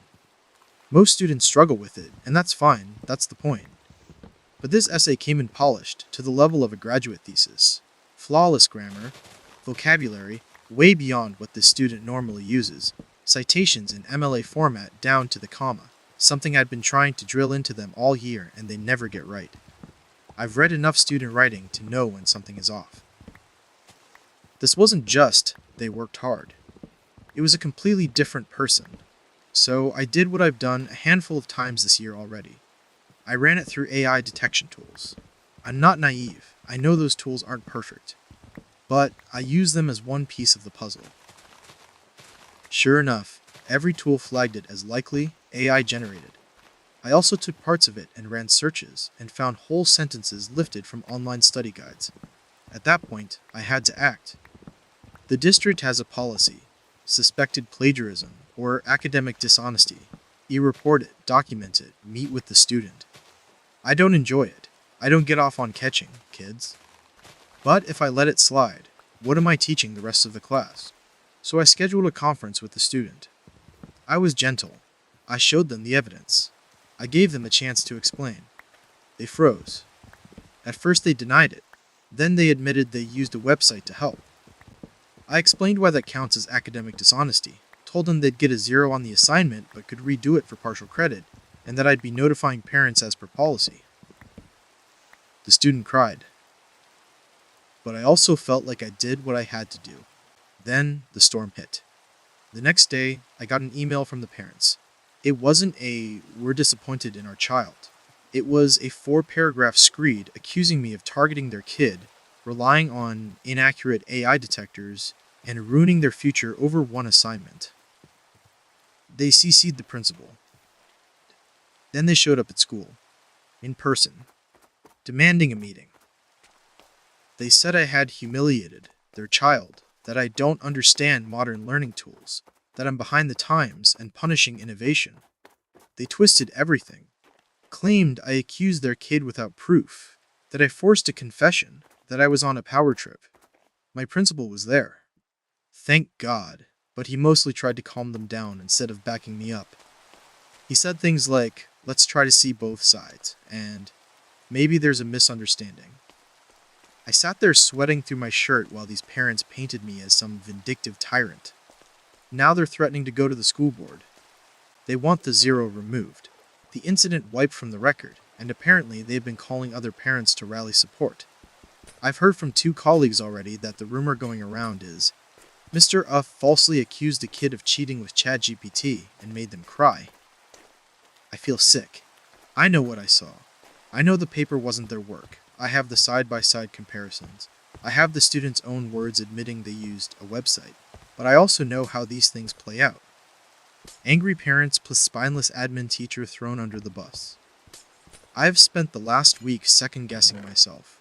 Maybe I shouldn't have used AI detectors. Maybe I should have just let it slide. Maybe I should have quietly told the kid to redo it without making it official. But then what? The next kid cheats, and the next, and suddenly the whole class learns there are no consequences. I'm exhausted. I'm angry. I'm scared. I became a teacher because I wanted to help kids learn how to think. Now I feel like I'm fighting a losing battle against parents who only care about grades and schools that only care about avoiding conflict. The student won't even look at me in class now. Their friends whisper about me. I caught one kid mutter, "snitch," under their breath. I've had parents glare at me in the pickup line. I feel like my entire reputation in this community is being shredded because I followed the rules. Last night, I couldn't sleep. I kept thinking about just quitting, walking away. I could find some corporate communications job and make twice the money without being screamed at by parents for holding their kid accountable. But then I feel guilty because I do care about the rest of my students. The ones who actually try, who trust me, who deserve better than a teacher who bails when it gets hard. I don't know. I don't even know why I'm writing this here. Maybe I just need someone to say I'm not crazy, that it's not wrong to expect honesty, that it's not wrong to enforce rules we all agreed to. Because right now, I feel like I'm drowning, and the only message I'm getting from my admin, my students, and my community is, "Shut up. Let them cheat and smile while you do it. We are coming up on number 14, right after this. I accidentally set off an airport evacuation, and I still don't know if I'm going to get banned from flying. I still feel like I'm vibrating from adrenaline, even though this happened 3 days ago. I've flown plenty of times before. I'm not new to airports, but somehow I became that person. The reason hundreds of strangers were standing outside on the curb at 6 a.m. staring daggers at me, while alarms blared and TSA sprinted around like headless chickens. So here's what happened. I was flying out of Redacted City for a work conference. It was an early morning flight, like boarding at 7. I'm not a morning person, so I was already on edge. I packed the night before, but I was groggy and rushing. My carry-on was my usual backpack. Laptop, chargers, book, toiletries, or so I thought. Security line is long but moving. I'm half asleep, shoes off, belt off, stuff in bins. My backpack goes through the scanner. I walk through the body scanner. The TSA guy frowns at the monitor, then waves another agent over. They pull my bag off to the side. Fine, this happens. Sometimes it's a water bottle I forgot to dump. Except the agent opens my bag, pulls something out, and my stomach drops. It's a freaking multi-tool, not just a little keychain Swiss Army knife. A big, heavy-duty multi-tool with a blade. I swear I didn't even realize it was in there. I'd used the backpack for a camping trip weeks ago and must have forgotten to take it out. But now it's 6 a.m. in a crowded TSA line. Alarms are going off, and this guy is holding it up like he just found a grenade. He asks me if it's mine. I stammer yes, but explain, I forgot it was in there. It wasn't intentional. I'm not trying to bring it on a plane. He doesn't look convinced. He calls a supervisor. Within 30 seconds, alarms are blaring. A voice comes over the loudspeaker telling everyone to evacuate the checkpoint. I wanted the floor to open and swallow me. Hundreds of people groaned, cursed, started shuffling out. I could feel the rage radiating off them as they got herded back outside the terminal doors. Meanwhile, I'm standing there while 3 TSA agents stare at me like I'm a criminal. The supervisor takes my ID, asks me what I thought I was doing. I repeat, shaking, that it was an accident. He keeps saying, a blade is a blade. I feel my chest tightening because now I'm imagining my name on some no-fly list. Me losing my job because I can't get to the conference. Maybe even jail. At this point, 2 airport police officers show up, guns and everything. Not pointed at me, but visible. They take the multi-tool, bag it, ask me the same questions again. Did I know it was there? Did anyone give it to me? Did anyone ask me to carry something for them? Did I leave my bag unattended? I keep repeating, no, no, no, it was mine, I forgot. They take me aside into a little glass-walled room while the rest of the terminal is chaos. I can see people outside through the windows, huddled in coats, glaring in. I swear one guy mouthed, "Fuck you," at me. In the room, they pat me down, swab my hands, swab my bag. I'm sweating bullets. I've never even gotten a speeding ticket, and now I feel like a suspect on cops. Finally, after what felt like forever but was probably 20 minutes, one of the officers sighs and says it seems like an honest mistake. He says, technically they could cite me, but they're just going to confiscate the multi-tool. He gives me a stern lecture about checking my bags more carefully. My ears are ringing. I keep nodding like a bobblehead. Then they walk me back out, to the wrath of an entire terminal of angry passengers who just got re-screened because of me. I can't even describe the shame. People whispering, pointing, TSA agents rushing everyone through like cattle, me clutching my shoes, belt, and bag like a toddler. I thought about just leaving the airport altogether and driving to my conference instead, but it was 12 hours away. I did get on my flight, made it to my conference, but I sat there in that middle seat, shaking, convinced everyone knew I was the idiot who caused the delay. Nobody said anything, but I could feel the tension. Since then, I haven't slept right. Every time I close my eyes, I see that agent holding up my multi-tool like it's a weapon. I keep replaying the groans of the crowd when the evacuation announcement came on. I feel this overwhelming guilt, like I ruined hundreds of people's mornings because I was careless. At the same time, part of me is pissed. Do we really need to evacuate an entire checkpoint because of a multi-tool? Couldn't they just confiscate it quietly? But I guess they have protocols, and I happened to trip the nuclear one. I don't know if I'm flagged now. Nobody said anything about future flights. They just told me to go on my way. But what if my name is on some list?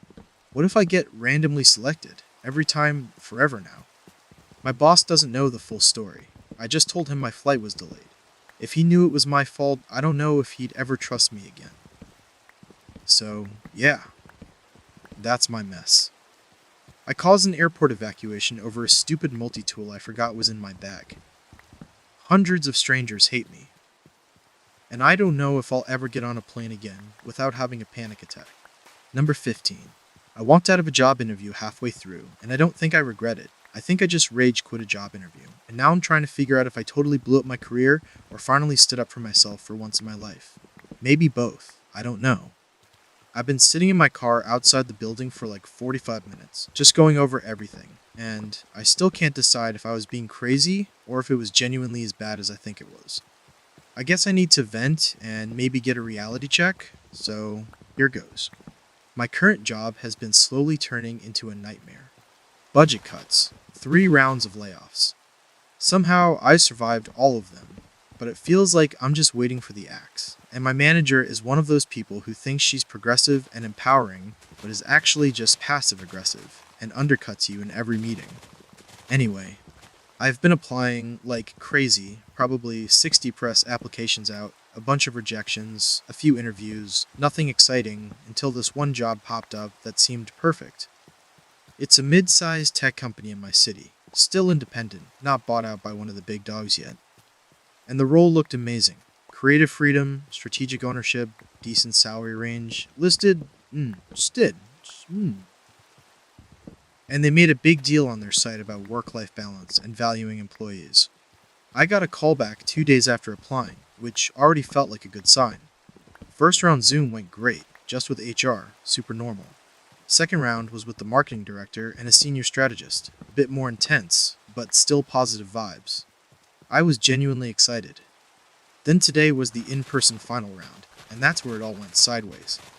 First red flag, I get there, and the receptionist seems surprised to see me. Not in a hostile way, just like, no one told her I was coming. She has to call someone to find out where I'm supposed to go. I wait awkwardly in the lobby for like 15 minutes, even though I was on time. Okay, fine, maybe they're just busy. Then a guy I've never seen before shows up and introduces himself as the VP of brand, which was not someone I was told I'd be meeting. He's like, come with me, and leads me into a conference room that's freezing cold and has a sad-looking Keurig in the corner. Doesn't offer me water, no small talk, just sits down across from me and pulls out his phone and says, okay, so sell me this company in 30 seconds. No context. No intro. Just boom like it's a Shark Tank audition. I kind of stumble through a response, because I had done my research, but I was not expecting to be put on the spot like that immediately.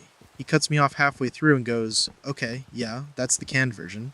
Now, tell me what you really think about our site. You clicked around, right? So I give honest, but tactful feedback. I mentioned the UX is a little dated on mobile, and some of the messaging on the product pages felt vague. His response? Interesting. That's literally all stuff I wrote.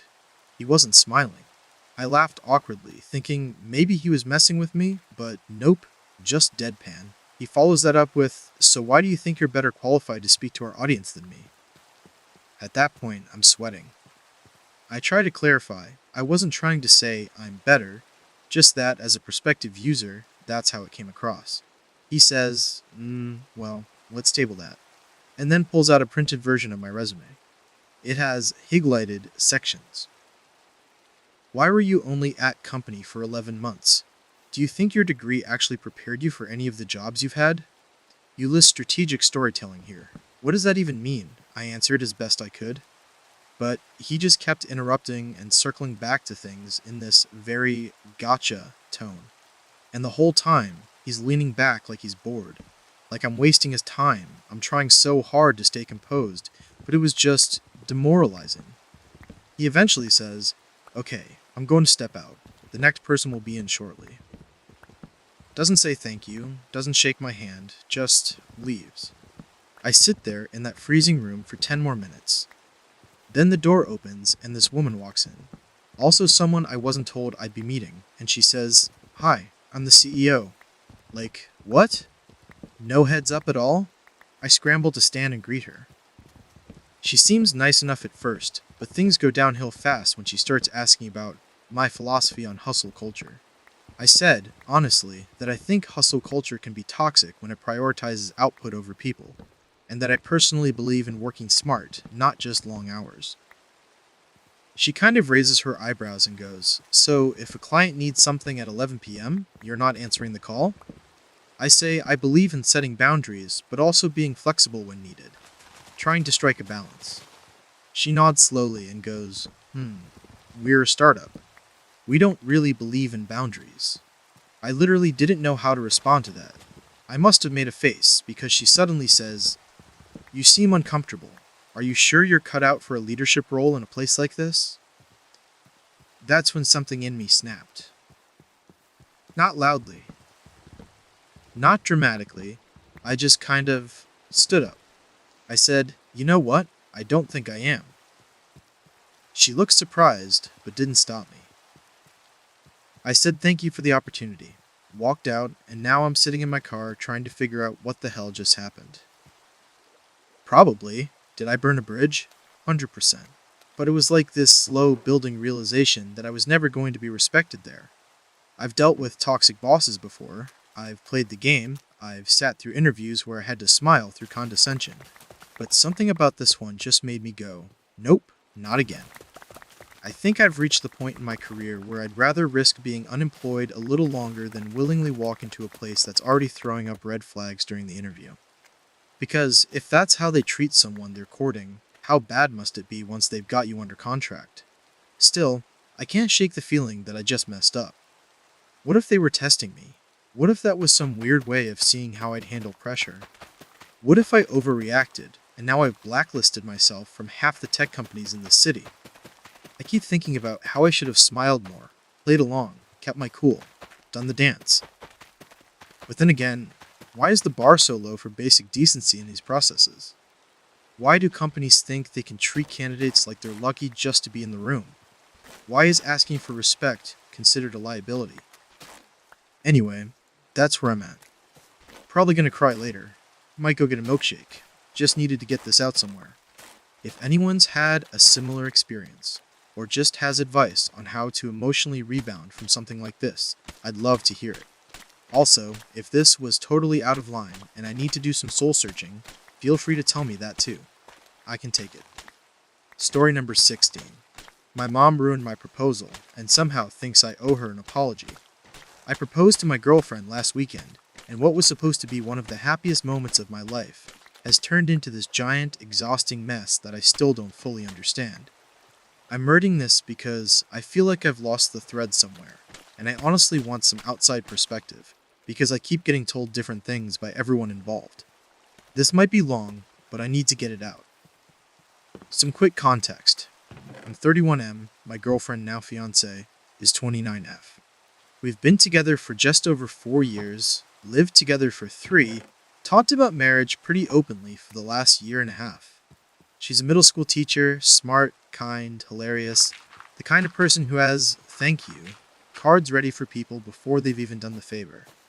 I knew pretty early on she was it for me, but I waited because I wanted to get a little more stable financially, and because, well, to be honest, I come from a family where relationships are kind of a mess, and I didn't want to drag any of that into our thing. And that brings me to my mom. My mom is 62. She's always been high-strung, very center of attention in the most exhausting way. Like the kind of person who cries at weddings when she's not in the bridal party, who complains if a restaurant hostess doesn't smile enough, who gives you unsolicited advice and gets offended if you don't take it. She's not evil, she's not abusive or anything, but she has this constant, low-grade narcissism that makes every event orbit around her somehow. I love her, but I keep her at arm's length. So I'd been planning the proposal for about 6 weeks. Nothing crazy, no flash mobs or anything like that.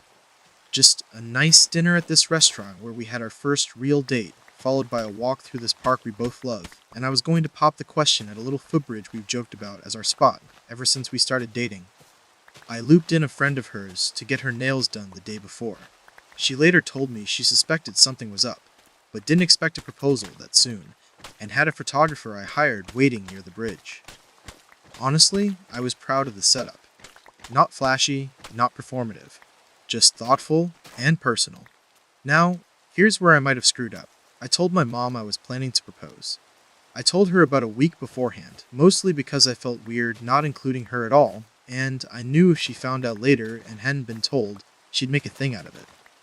I didn't tell her the exact time or location, just that it would be next Saturday, and I'd tell her all about it afterward.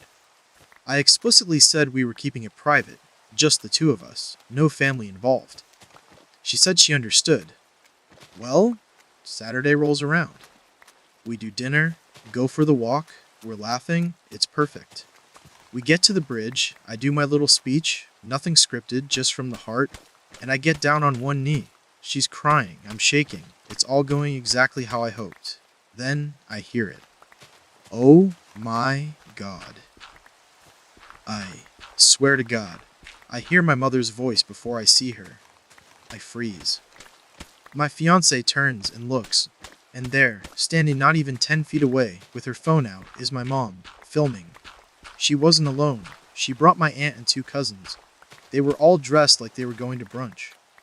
My mom is waving and smiling like she's in a parade, saying, "Hi, sweetie," to my very confused girlfriend. I cannot describe to you the feeling in my stomach at that moment. It was like someone pulled the air out of the whole scene. I hadn't even given her the ring yet. My fiancé looked at me like what the hell is happening, and I honestly just said, I have no idea. I gave her the ring, she said yes, but the moment was just off. Not ruined exactly, but deflated, like it had been yanked out of our hands and turned into a performance. My mom came over and hugged her, not me, and started babbling about how she just couldn't stay away. And I had a feeling it would be tonight. And don't be mad, I just wanted to see your faces. My fiancé was polite, but clearly rattled. She doesn't do well with sudden chaos, and she barely knows my extended family. She kept looking at me like, "Can you get us out of this?" I finally said we were going to go grab a drink and decompress, and we'd call people later. My mom pouted and said, "Oh, so you're leaving already?" And I just said, "This wasn't supposed to be a group event." She got this hurt look on her face and said, "Well, excuse me for being excited about my only child getting engaged." I didn't respond. We just left. In the car, my fiancée didn't say much for the first few minutes. Then she asked, "Did you know they were going to be there?" I told her no, absolutely not. She nodded and said, "Okay, that was really weird." And we kind of sat with that weirdness for the rest of the night. I told her again I was sorry, that it wasn't what I wanted either, and that I'd talk to my mom. So I did. The next morning.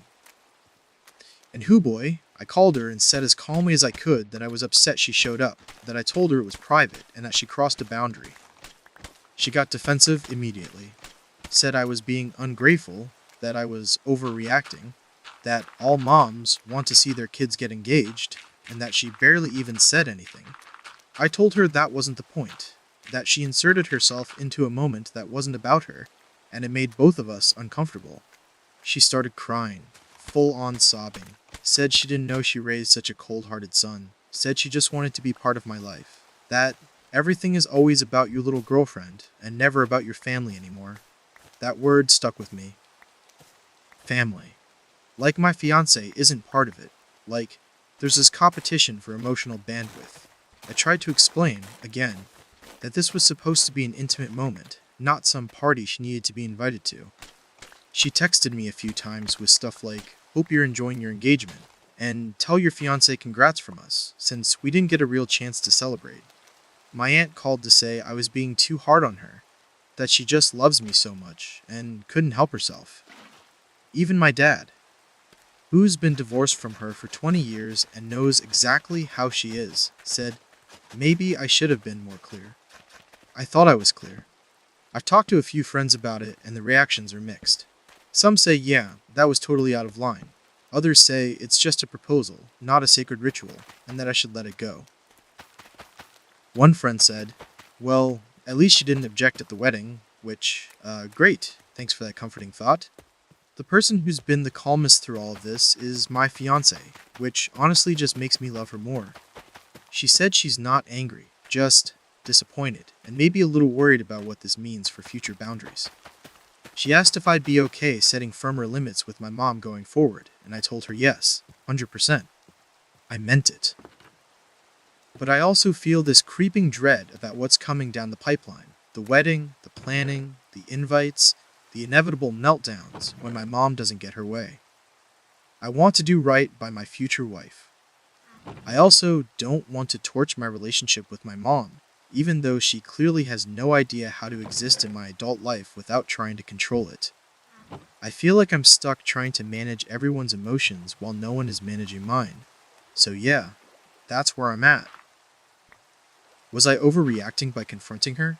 Should I have just smiled, swallowed it, and moved on? Am I being too precious about the proposal thing? I honestly don't know anymore. All I know is I had this vision of what the moment would be, and now every time I think about it, all I hear is my mom yelling from 10 feet away. Any advice would be appreciated, or even just similar stories. I feel kind of alone in this. We are getting right into story number 17. I told my friend I didn't want to be his best man, and now our whole friend group is weirdly divided over it. I never thought something like this would be the thing to mess up a 12-year friendship, but here I am, sitting on my porch with a half warm beer, wondering if I just permanently blew up a friend group that's been a second family to me for most of my adult life.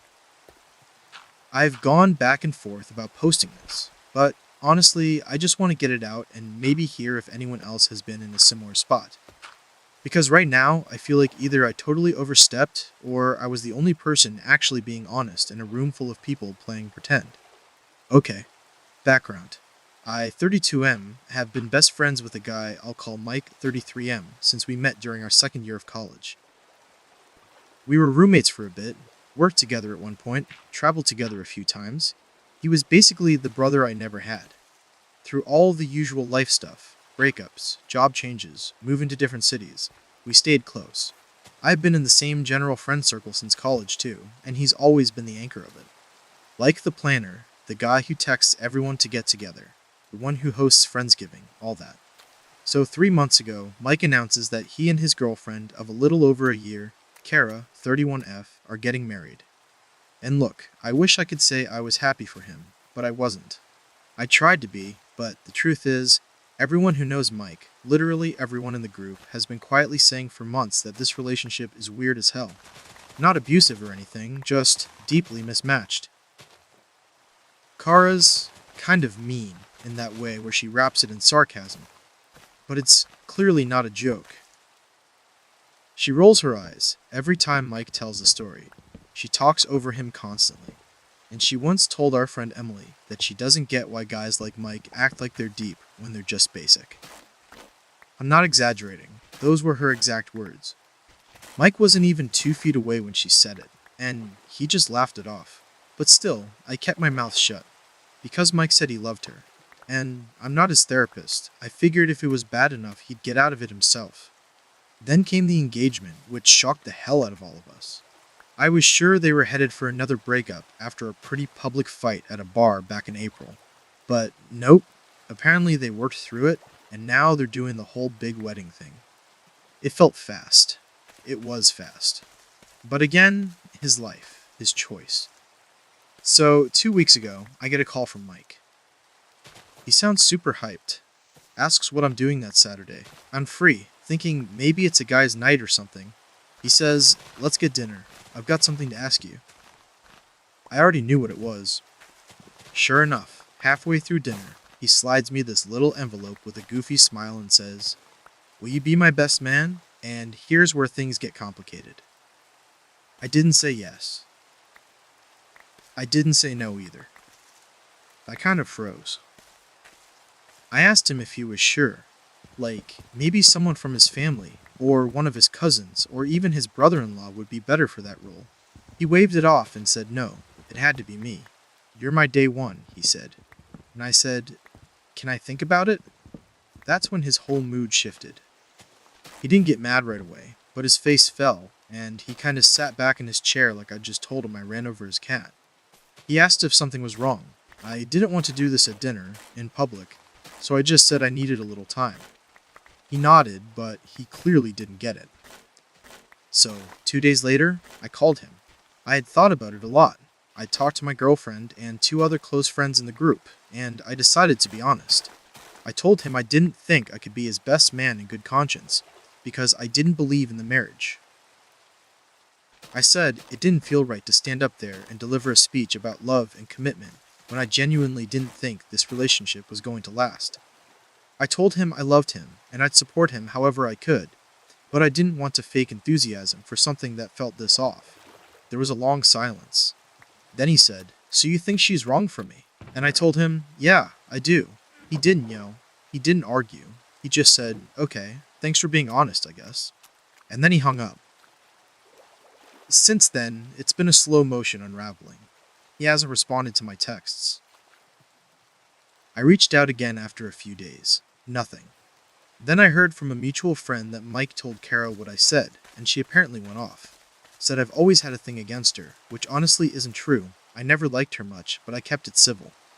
I never once got into a fight with her, or anything. But now? Our friend group is split. A couple of them think I did the right thing by being honest. They say if I'd agreed and then faked my way through it, it would have been worse. But others, people I've been friends with for years, are saying I betrayed him, or made his wedding about me. One guy, who I used to be really close with, texted me to say, "Hope it was worth it." You threw away 12 years because you couldn't just fake a smile for one day. That one stung more than I expected. I've talked to Emily, the friend who Kara insulted at the party, and she said something that I can't get out of my head. I think you did the right thing, but people don't actually want the truth. They want you to play your part. That's how weddings work. Is that true? Because honestly, I feel like I was playing my part for years. Keeping my mouth shut, nodding along, letting Mike think everything was fine, when every single one of us had questions about this relationship. I was the only one who finally said it out loud. And now, I'm the villain. What really sucks is, I miss him. He was my best friend. I was ready to be in that wedding, if I'd felt like it was something real. I've been in other weddings where I wasn't 100% sold on the couple, but this one just hit different. It felt like watching someone walk into traffic while everyone else is clapping. I couldn't be the guy giving a toast about soulmates when I know the bride spent half of last year calling him an idiot for forgetting to unload the dishwasher. I know this might sound like petty drama, but it's honestly more sad than anything. I feel like I lost something important, and I'm still not sure if I did the right thing or just nuked a friendship for the sake of my own discomfort. So, Reddit, I guess my question is, should I have just shut up and played the part? Would it have been better to say yes, do the job, and let them figure it out later if things went sideways? Or is it actually more respectful to bow out when you know in your gut that you can't stand up there and lie? Anyone else ever been in this kind of spot? I feel like I made an impossible call, and I'm still dealing with the fallout.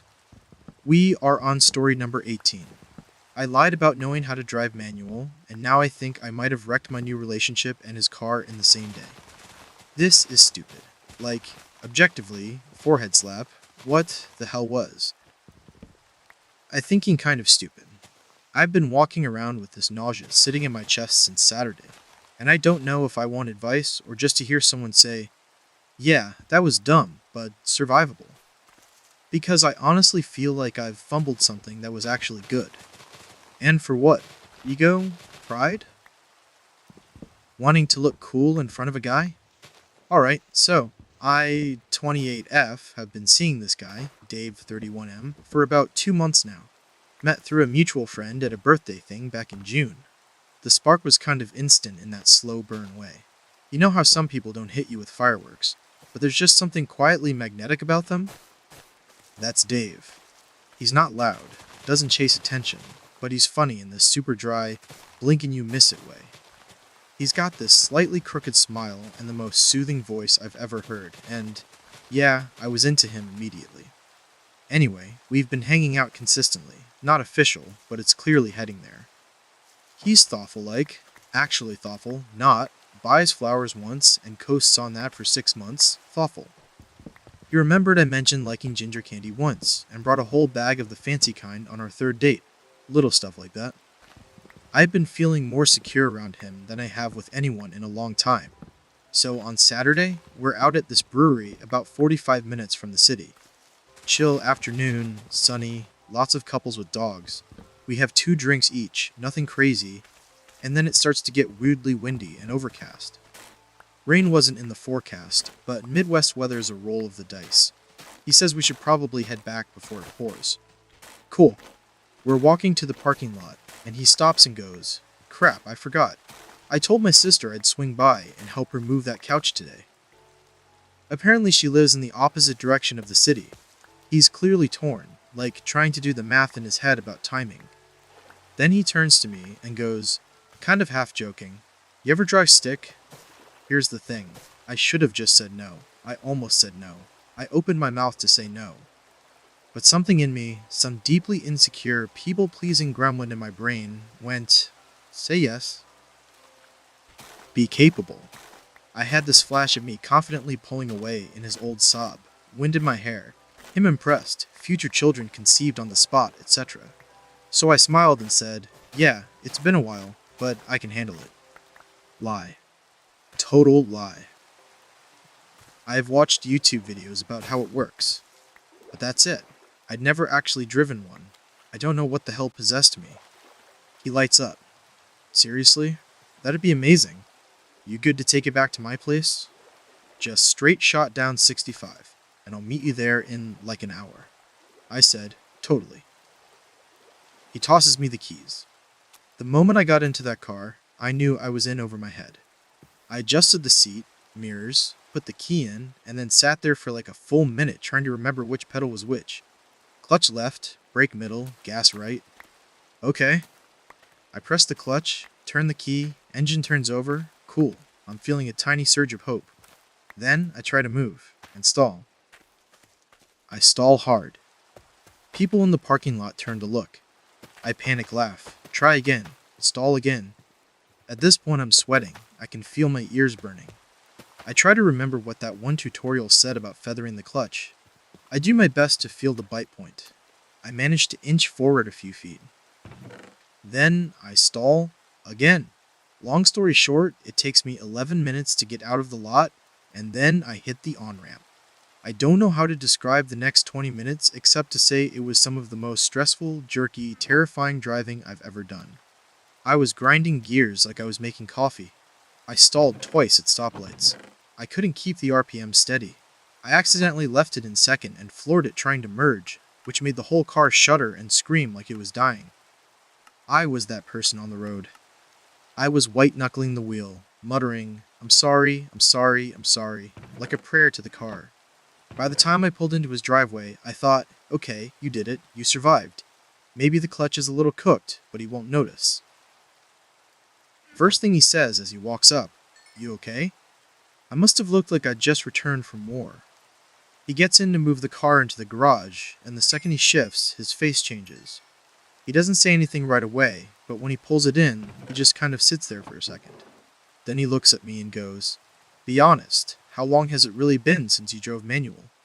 I froze. And then, because I'm apparently on a self-sabotage streak, I said, "Oh, a few years." He nodded slowly, got out of the car, walked past me, and into the house. Didn't say anything else. We hung out for like 20 more minutes. It was so awkward. He made coffee, I helped him move a lamp from his trunk to the basement. Nothing was said about the car again, but the vibe was off. Like, deeply off. Like I'd tripped some wire in his brain that changed how he saw me. Said I was tired.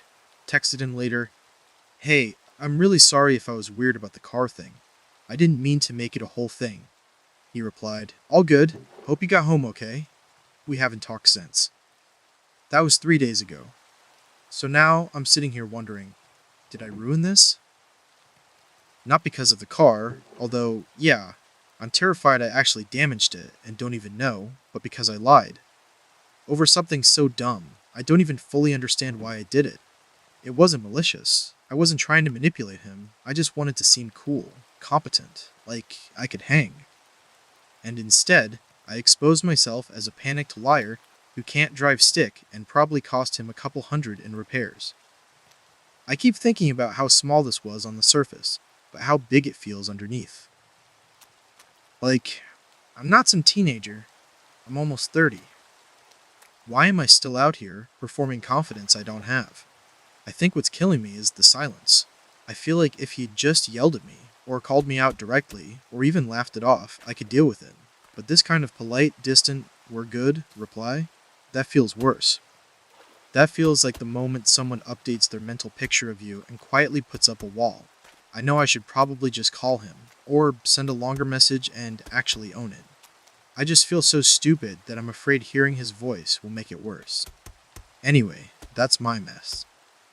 If you've ever done something this dumb in the early stages of a relationship and lived to tell the tale, please tell me. I could use the encouragement. Or, if you're a car person and you think I might have wrecked his clutch beyond repair, feel free to give me a dollar amount so I can Venmo him my dignity. Story number 19. My girlfriend's dog hates me, and I think it's ruining our relationship. I'm 35, and I'm fully aware how dumb this sounds, but I genuinely think a 17-pound Boston Terrier is about to torpedo the most stable relationship I've ever had. I've been dating my girlfriend. Let's call her Kate, 31F, for about 9 months. It started off great. We met through friends, clicked immediately, similar sense of humor, similar goals. She's grounded in a way I'm not used to. She has a career she actually likes, graphic designer, friends who aren't toxic, a good relationship with her parents. All stuff I haven't exactly encountered often in dating. We took it slow, mostly because she said she wanted to be really intentional about this relationship, which I respected. The kind of stuff that used to make me roll my eyes in my 20s now just feels like common sense. I genuinely care about her. But then there's her dog. His name is Chewy. And Chewy hates my fucking guts. To be clear, I am not a dog hater. I grew up with a golden retriever. I like animals. I pet strangers' dogs on the street like everyone else with a soul. I even dog sat my ex's pit bull for a week when she went to Denver for work. I'm not a lost cause. But Chewy? The first time I went over to Kate's place, he barked for 10 minutes straight. I figured, okay, he's just protective. I stayed chill, let him sniff me, didn't try to pet him. Kate laughed it off and said, "He's just dramatic. He'll get used to you." That was in January. It's now August. This dog has peed on my backpack, chewed the corner of my shoe while I was wearing it, growled at me for sitting on the couch, and once tried to bite me when I leaned in to kiss Kate goodbye.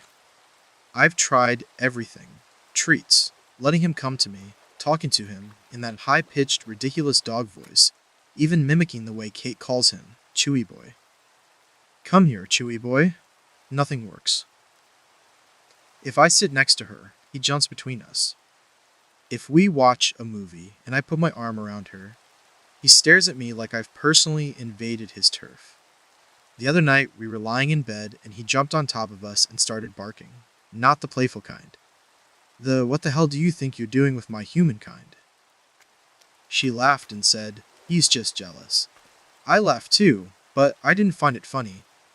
Here's where it starts getting less funny. It's starting to affect how we interact. If we hang at her place, I'm not comfortable anymore. I sit on the edge of the couch because Chewy jumps on me if I try to get comfortable. He barks if I touch her. I feel tense the whole time. So we started spending more time at my place, which was fine at first. Then she started asking if Chewy could come too. I said no. That didn't go over well. She said she didn't feel good leaving him alone for long stretches, and that she usually takes him everywhere. I told her I get that, but I also want to have a space that's ours, not just me, her, and the dog who hates me. She called that selfish. A couple weeks ago, she stayed over on a Friday night without him. It was the first time in a while that I actually felt like we were alone together, in a good way. She admitted she missed having that kind of space. The next day, she left early, and later, I got a text that said, "Chewy peed on my bed. I think he's mad at me." Then, he's never done that before. Weird, right? Then she made a joke, except I don't think it was a joke about how Chewy was punishing her. I told her, I know it sounds nuts, but maybe it's not healthy that he's that emotionally attached to you. She didn't respond. The next day, she was weird and distant. I asked if everything was okay, and she said, I just don't like feeling like you're judging how I take care of my dog. I told her I wasn't. I just felt like he was impacting our time together, and I didn't know how to handle it. She said, he's like family to me. I don't know what you want me to do. That's kind of the heart of it, I guess. I don't know what I want her to do. I'm not asking her to get rid of him. I'm not even saying she has to change how she feels about him. But I am starting to feel like I'll always be the outsider in her world. Like there's this little four-legged gatekeeper that decides whether I get affection or not. It feels insane to say it that way, but it's how it feels. And here's the thing that really messed with my head. I started Googling stuff like, my girlfriend's dog hates me, and found so many threads about this exact thing. Apparently, this is more common than I thought. But the advice is all over the place. Some people say it's about scent, some say it's a territory thing, others say the dog consents when someone doesn't like them. That last one got to me. Because I've been trying so hard to stay neutral, but I'm sure the dog can tell I'm frustrated now, and maybe he's reacting to that, which makes me more frustrated. Vicious cycle. There was this one thread where a guy said he had to end a 2-year relationship because his girlfriend's dog never stopped growling at him. He said he started to feel like he was in a constant power struggle with a creature that couldn't even talk, and he lost. That stuck with me. I don't want to be that guy. But I also don't want to tiptoe around a dog forever. Kate's not an unreasonable person. She's not some crazy dog mom stereotype. She has boundaries. She's not one of those people who dresses their dog in outfits or makes them a full birthday cake or anything. But she's also very emotionally tied to Chewy. She rescued him after a breakup a few years ago, and from what I can piece together, he was kind of her lifeline for a while. He sleeps in her bed. He rides in the front seat. She talks to him like he's a little roommate. I think he was her partner in a way for a couple years, and now that I'm in the picture, maybe he feels displaced. But what am I supposed to do with that? I'm worried that bringing this up again is just going to make her defensive. But I'm also kind of reaching a breaking point. I can't fully relax in her space, and I can't have her fully in mine. And if this continues, I have no idea what it means for the future. Like, if we ever move in together, which she's hinted at, does that mean Chewy gets priority over how the place is arranged? Where he sleeps? Whether I get to cuddle with my own girlfriend on our couch? I feel ridiculous even typing this out. I'm not jealous of a dog. I'm just exhausted from feeling like I have to win over someone who's not playing fair. Chewy's not going to change. And I'm starting to wonder if I'm the one who has to bend, or just back out. If you've ever dealt with anything like this, I'd honestly appreciate your perspective, especially from people who've made it work. I want to believe that it's possible. But right now, I feel like I'm one more growl away from packing it in. Our last story for the night, we are now on number 19. I found my dad's Reddit account, and now I don't know what to do with what I saw. I didn't go looking for it. That's the part that's been sitting weird with me since it happened. I wasn't snooping or trying to catch him doing anything. I was literally on my phone looking up posts about used kayaks of all things, and I clicked into a comment thread where someone had replied with way too much detail about a specific lake I recognized. Like down to the exact parking lot that always floods in the spring. And I thought, that sounds like something my dad would say. He's one of those oversharey, chatty types who turns any answer into a monologue. I clicked on the username, and after about 2 minutes of scrolling, my stomach dropped. It was him. I'm not going to post the handle for obvious reasons, but it was a throwaway with just a few hundred karma. The bio was blank. But the common history was a breadcrumb trail. There were references to the bow he just bought. Mentions of his exact job, not a common one, where he went to college, even a comment about his dog by name. No photos, no direct identifiers. But if you know him, it's painfully obvious. So, yeah, I'm now 99% sure my dad, who is 61, has been lurking and occasionally posting on Reddit for at least 4 years under a fake account. Which, whatever. Reddit's anonymous. Lots of people use it. But the content of what he posts is what's got me sitting here typing this at 2047 a.m. instead of sleeping. Most of it is pretty mundane. He's active in a few phishing subs, a couple sports threads, typical boomer tech questions. Why does my phone keep changing the time randomly? It's your settings, Dad. But then I hit a thread in one of the aging parent communities, and I realized he wasn't just offering advice.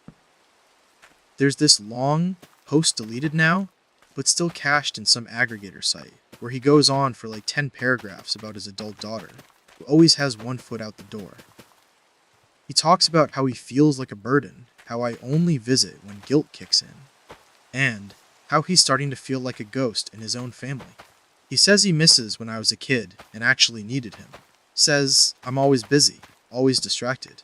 He wrote, "She hugs me like it's a formality.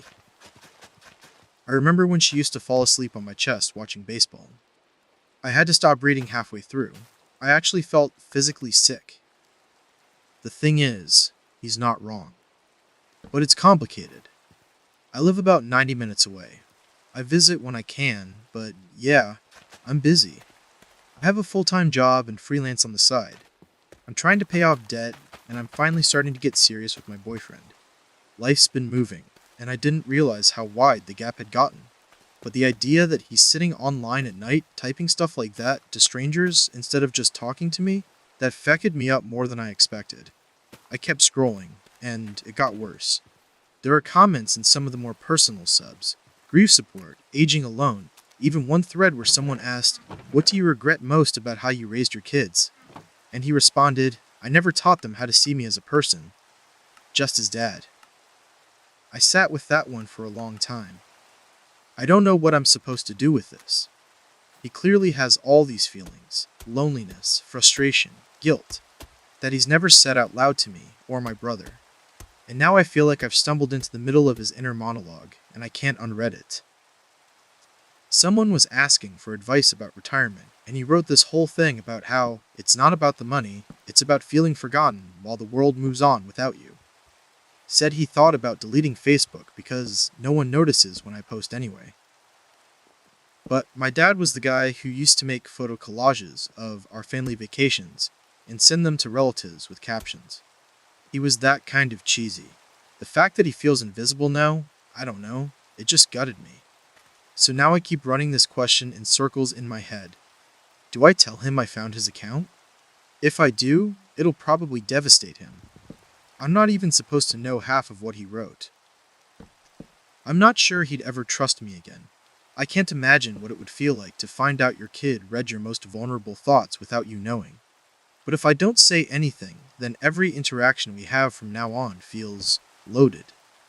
Like I'm acting on secret information. I'd be lying by omission. That feels wrong too. The other part of this is that I'm realizing I might have let a lot of emotional distance happen without really clocking it. Like, I've been treating my dad like this fixed piece of my life. He's just always been there, calling every Sunday, sending me blurry memes and links to YouTube videos that don't load. I never stopped to think about how much that role might weigh on him. I assumed if he needed something, he'd ask. I didn't realize he might be carrying all this silence around. There's also this nagging guilt now that I am part of the problem. I send short texts. I cancel visits when I'm tired. I breeze through our phone calls and then vent to my boyfriend afterward that my dad rambles too much. I don't even remember the last time I asked him how he's really doing and waited long enough for a real answer. I always figured we'd have time for that later. But now I'm wondering if he's been waiting for me to make the first move. To clarify, he's not dying or anything, at least not that I know of. But reading all those posts, it's clear he's thinking more and more about his own aging, his relevance, his legacy, the kind of thoughts that sneak up when your kids have moved out and the house is too quiet. I think he thought being a dad would always give him purpose. And now that we don't need him in the same way, he doesn't know where that leaves him.